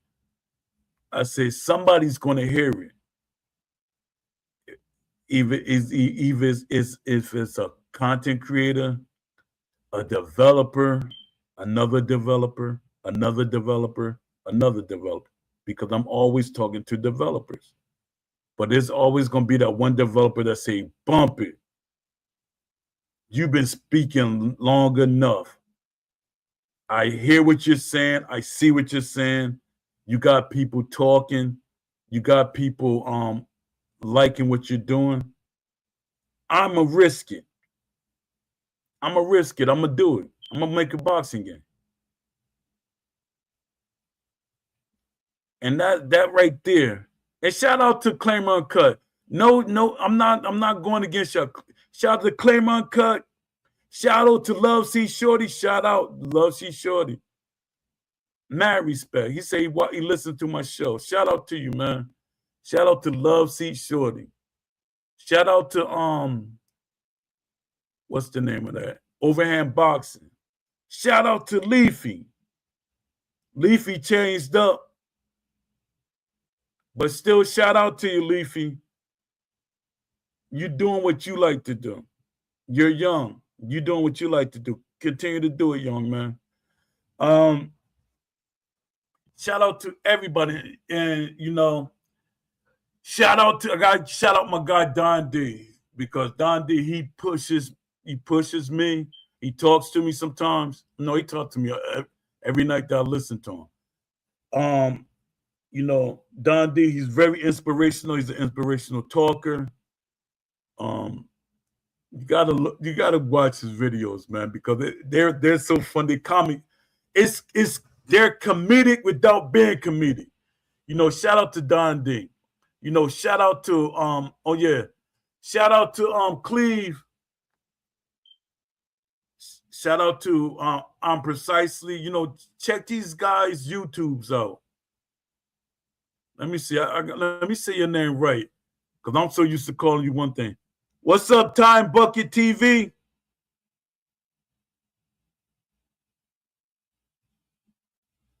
What's up, PLO 617? Dad, y'all popping in. Shout out to Ghostface Gorilla, Alabama, Butcher Gaming, 95.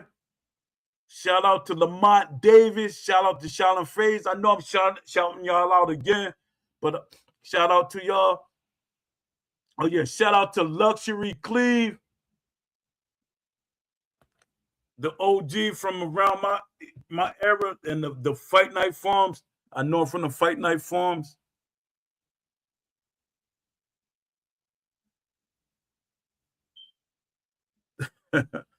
Shout out to Time Bucket TV. Let me see. Is it possible the community is waiting for creators to lead while creators are waiting for the community to unify? I read that, but I'm going to read it again. Yes, that's the stalemate. Creators don't want to risk standing alone. Fans don't want to feel isolated.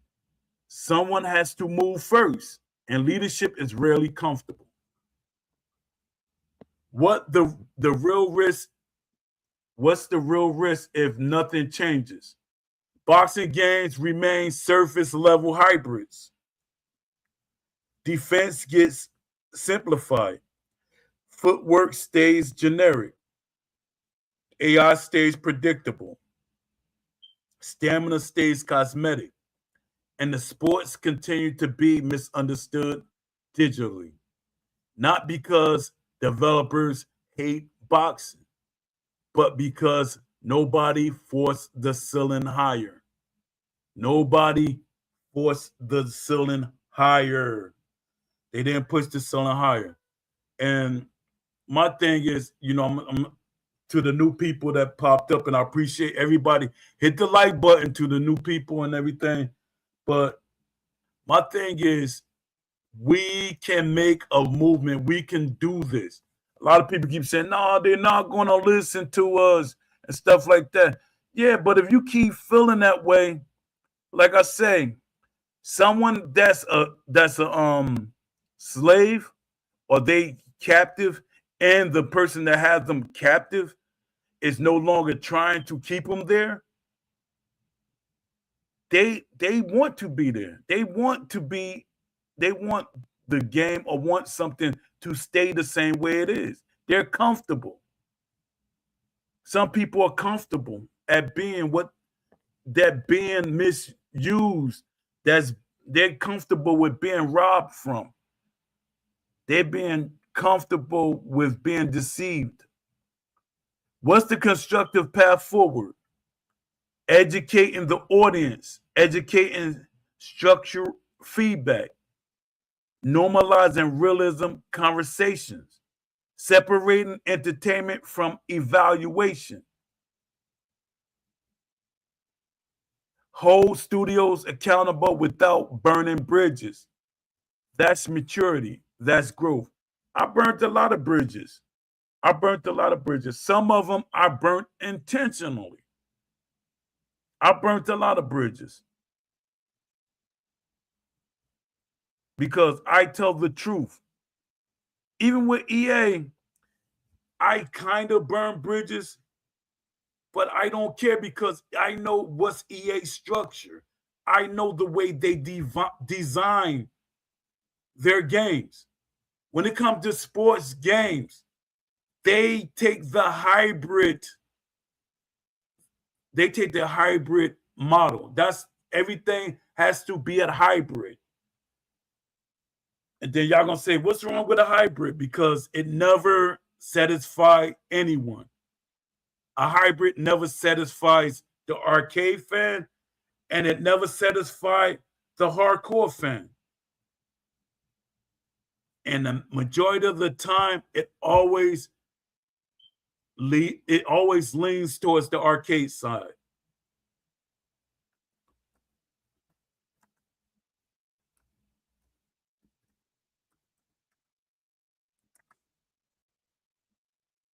Let me see.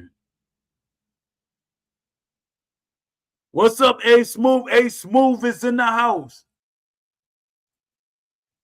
See y'all popping in, making me stay longer. Let me see, can I get some more questions I can talk about?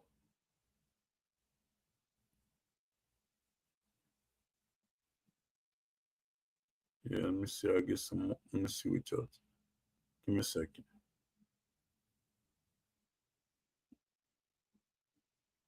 Five. Give me a second.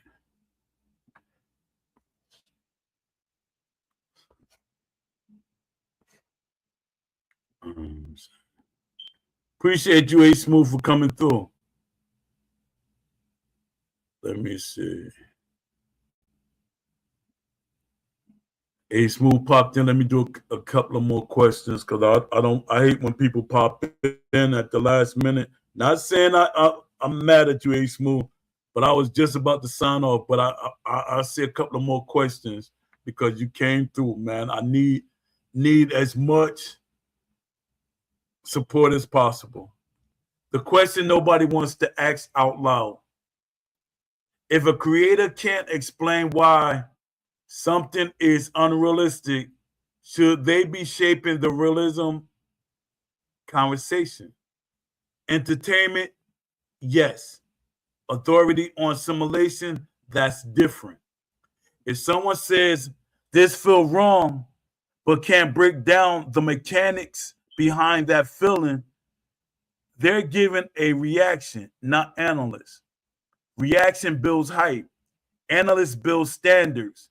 Both has value, but they're not equal. Are creators sometimes protecting their own ego when they dismiss realism complaints? Possibly. If realism creates the skill ceiling, then defense discipline matters more. Energy management matters more. Patience matter more. And that can expose weaknesses and aggression. High output play styles. It's easier to say the mechanics is broken than to adapt. That's not an accusation. That's human nature. Why does at least we have a boxing game feels like a ceiling instead of a smart point? No, I said that wrong. Why does at least we have a boxing game feel like a ceiling instead of a starting point? Because gratitude can quietly replace ambition. Yes, it's good that boxing has representation again, But if the community treats existence as success, that's evolution stalled. Other sports don't settle for existence. They demand excellence. Other sports don't settle for existence. They demand excellence. Why shouldn't boxing? Are creators accidentally reinforcing arcade pacing because it performs better algorithmically? Does creators accidentally reinforce arcade pacing because it performs better algorithmically? Better for the algorithm. Let's be honest. Fast exchanges, flash knockdowns, dramatic comebacks. They clip well. They get views. They spark comments. Slow tactical rounds, lead hand battles, ring positioning, chess, harder to package. I disagree. Because boxing fans, if something looks good, fans still support it. If performance metrics reward spectacle, creators might subconsciously lean into spectacle. That shapes perception of what boxing should feel like. If creators truly represent the community, why is the realism conversation still fragmented? If the creators represent the community, why is the realism conversation still fragmented? And that's where the problem is. And that's where a lot of things are not getting done, because the community is so fragmented. Because representation requires coordination. If every creator pushes a different narrative, it's perfect, it's trash, it's fine, it's broken, then developers see noise, not alignment. Leadership requires narrowing the message to core principles. Are some creators confusing difficulty with depth? Big difference. A mechanic can be hard to execute and still be shallow. Real depth means layered decision making, long-term consequences, style interaction, risk versus reward evolving over rounds. If the game is just input difficulty without systematic realism, that's not simulation, that's friction. Let me see what y'all saying in the chat.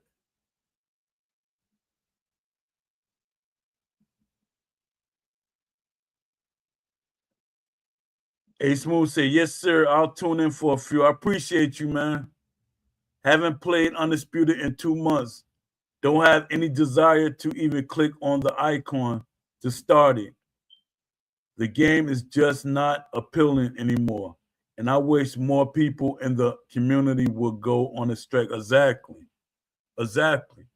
They pushing back. Some of them don't even like the game and they still pushing back.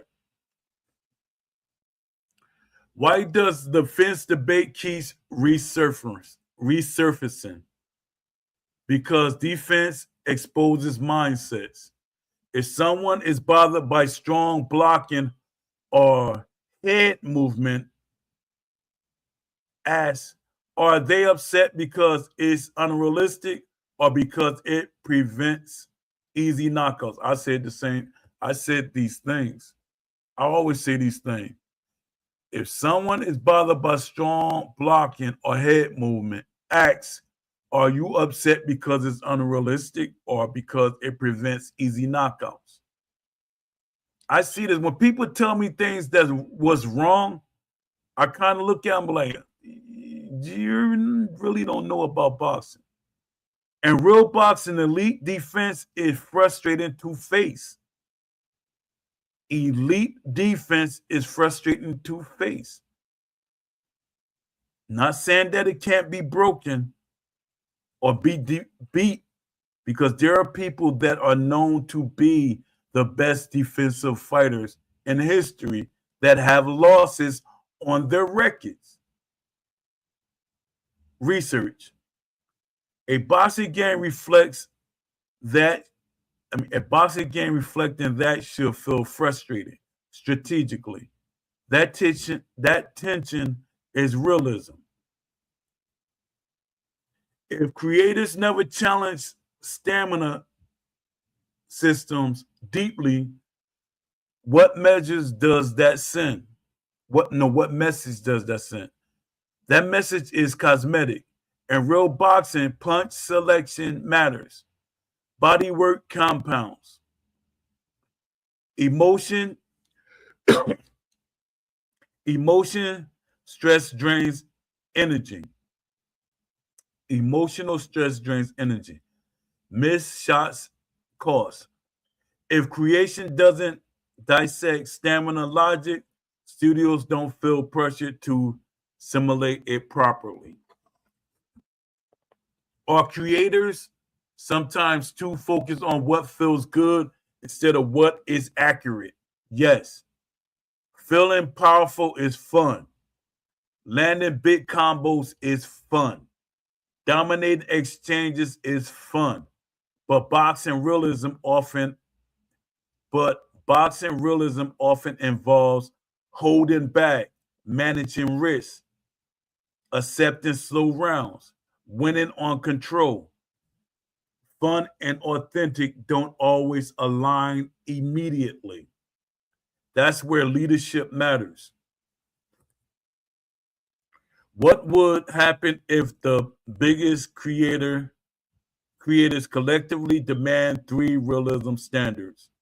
What would happen if the biggest creators collectively demanded three realism standards? It would shift the entire conversation overnight. It would shift the entire conversation overnight.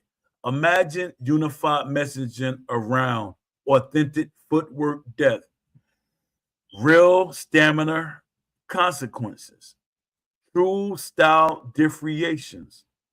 That becomes a headline. That becomes investor awareness. That becomes development priorities. Unity isn't loud, it's strategic. And this is what I gotta say to the content creators. They're not speaking loud enough because a lot of these investors are not hearing y'all or seeing y'all. And a lot of these fans are not putting y'all in the place to be seen. My thing is, you make the right videos. I make sure that investors, shareholders, and all of them see your videos. But y'all not putting out content to help what I'm trying to help accomplish for a game. Y'all think everything I do is for my benefit, like I'm getting something from it. Like I'm getting paid. I'm talking about getting paid. No, I want a realistic boxing game. Is the community waiting for permission to demand more? Sometimes it feels like that. Fans defend studios. Creators often soften criticism. Everyone hopes improvement just happen. Everyone hopes improvements just happen.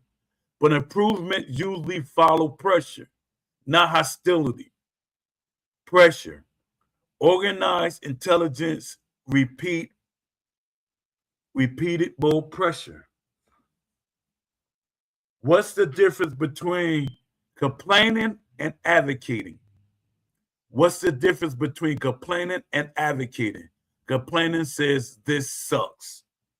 Advocating said this system needs to reflect real boxing mechanics. Here's why, and here's how. I can do that. I can do that. I can do that.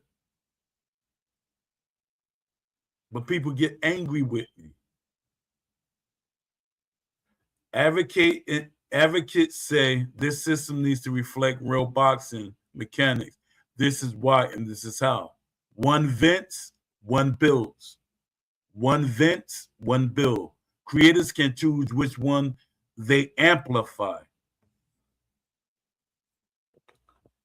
Could some creators be uncomfortable admitting they don't fully understand boxing's depth?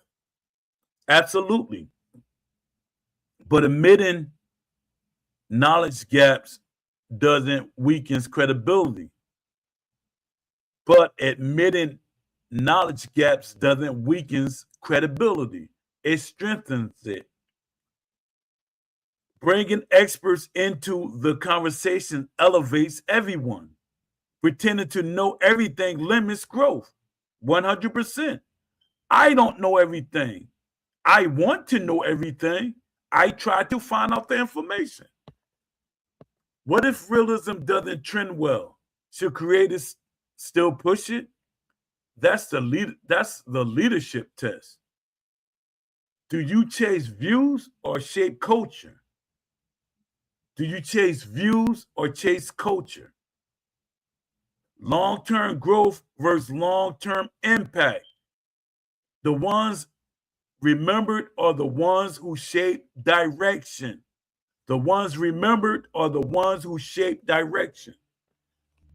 What's the long-term consequence of low standards? What's the long-term consequence of low standards? Boxing games stay mid-tier. Publishers assume this genre doesn't demand depth. Budgets shrink. Innovation stalls. The ceiling stays low. Standards influence investment. Standards influence investments. If creators step fully into being solution-driven leaders, what changes first? A, the tone of conversations, the clarity of feedback, the unity of messaging, the perception of boxing as complex and intelligent. And once perception changes, development follows. Salute to everybody that came through. I appreciate all of y'all. Let me see what's going on.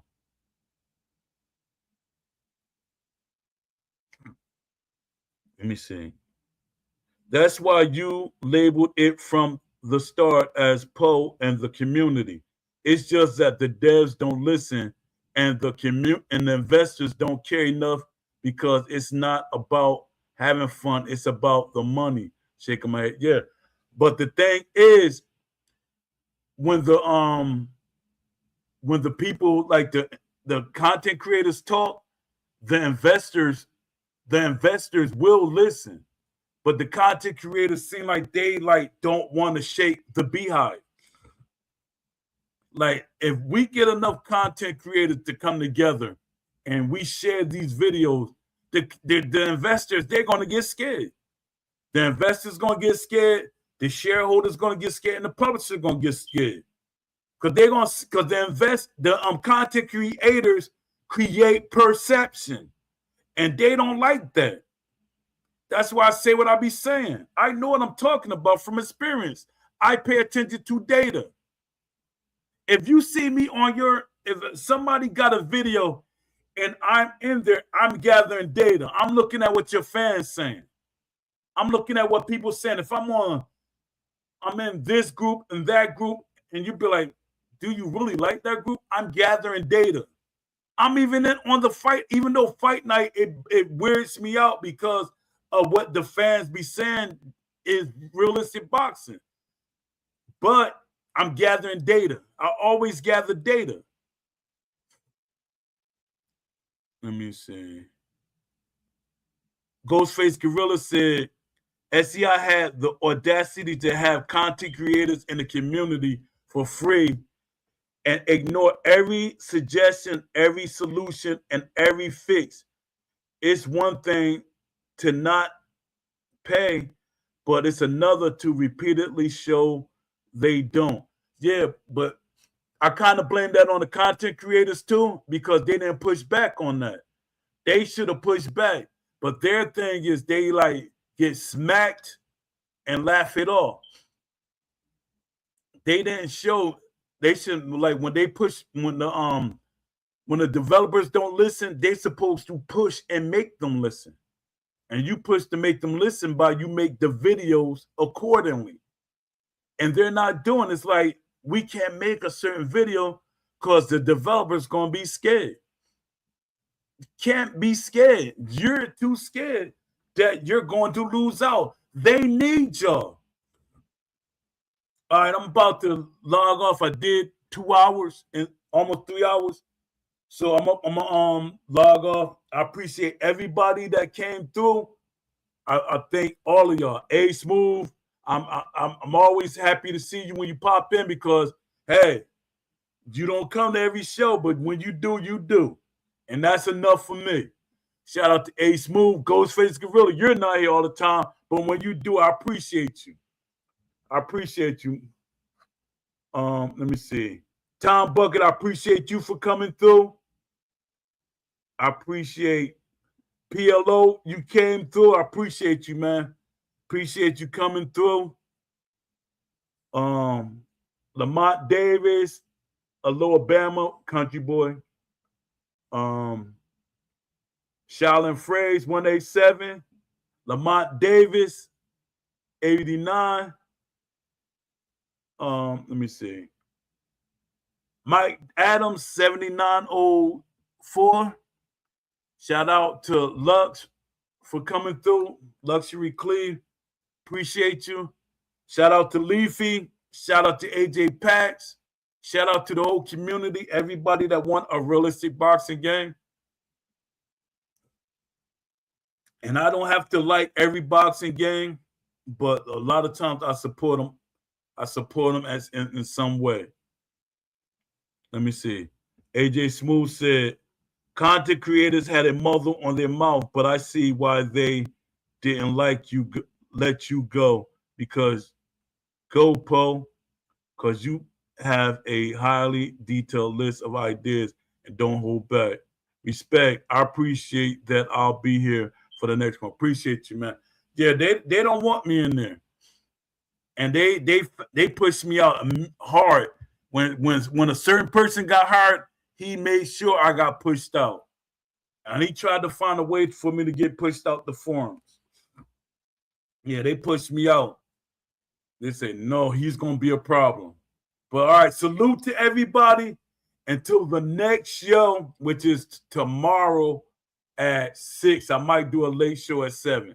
But tomorrow at 6. Until tomorrow. Peace. Peace.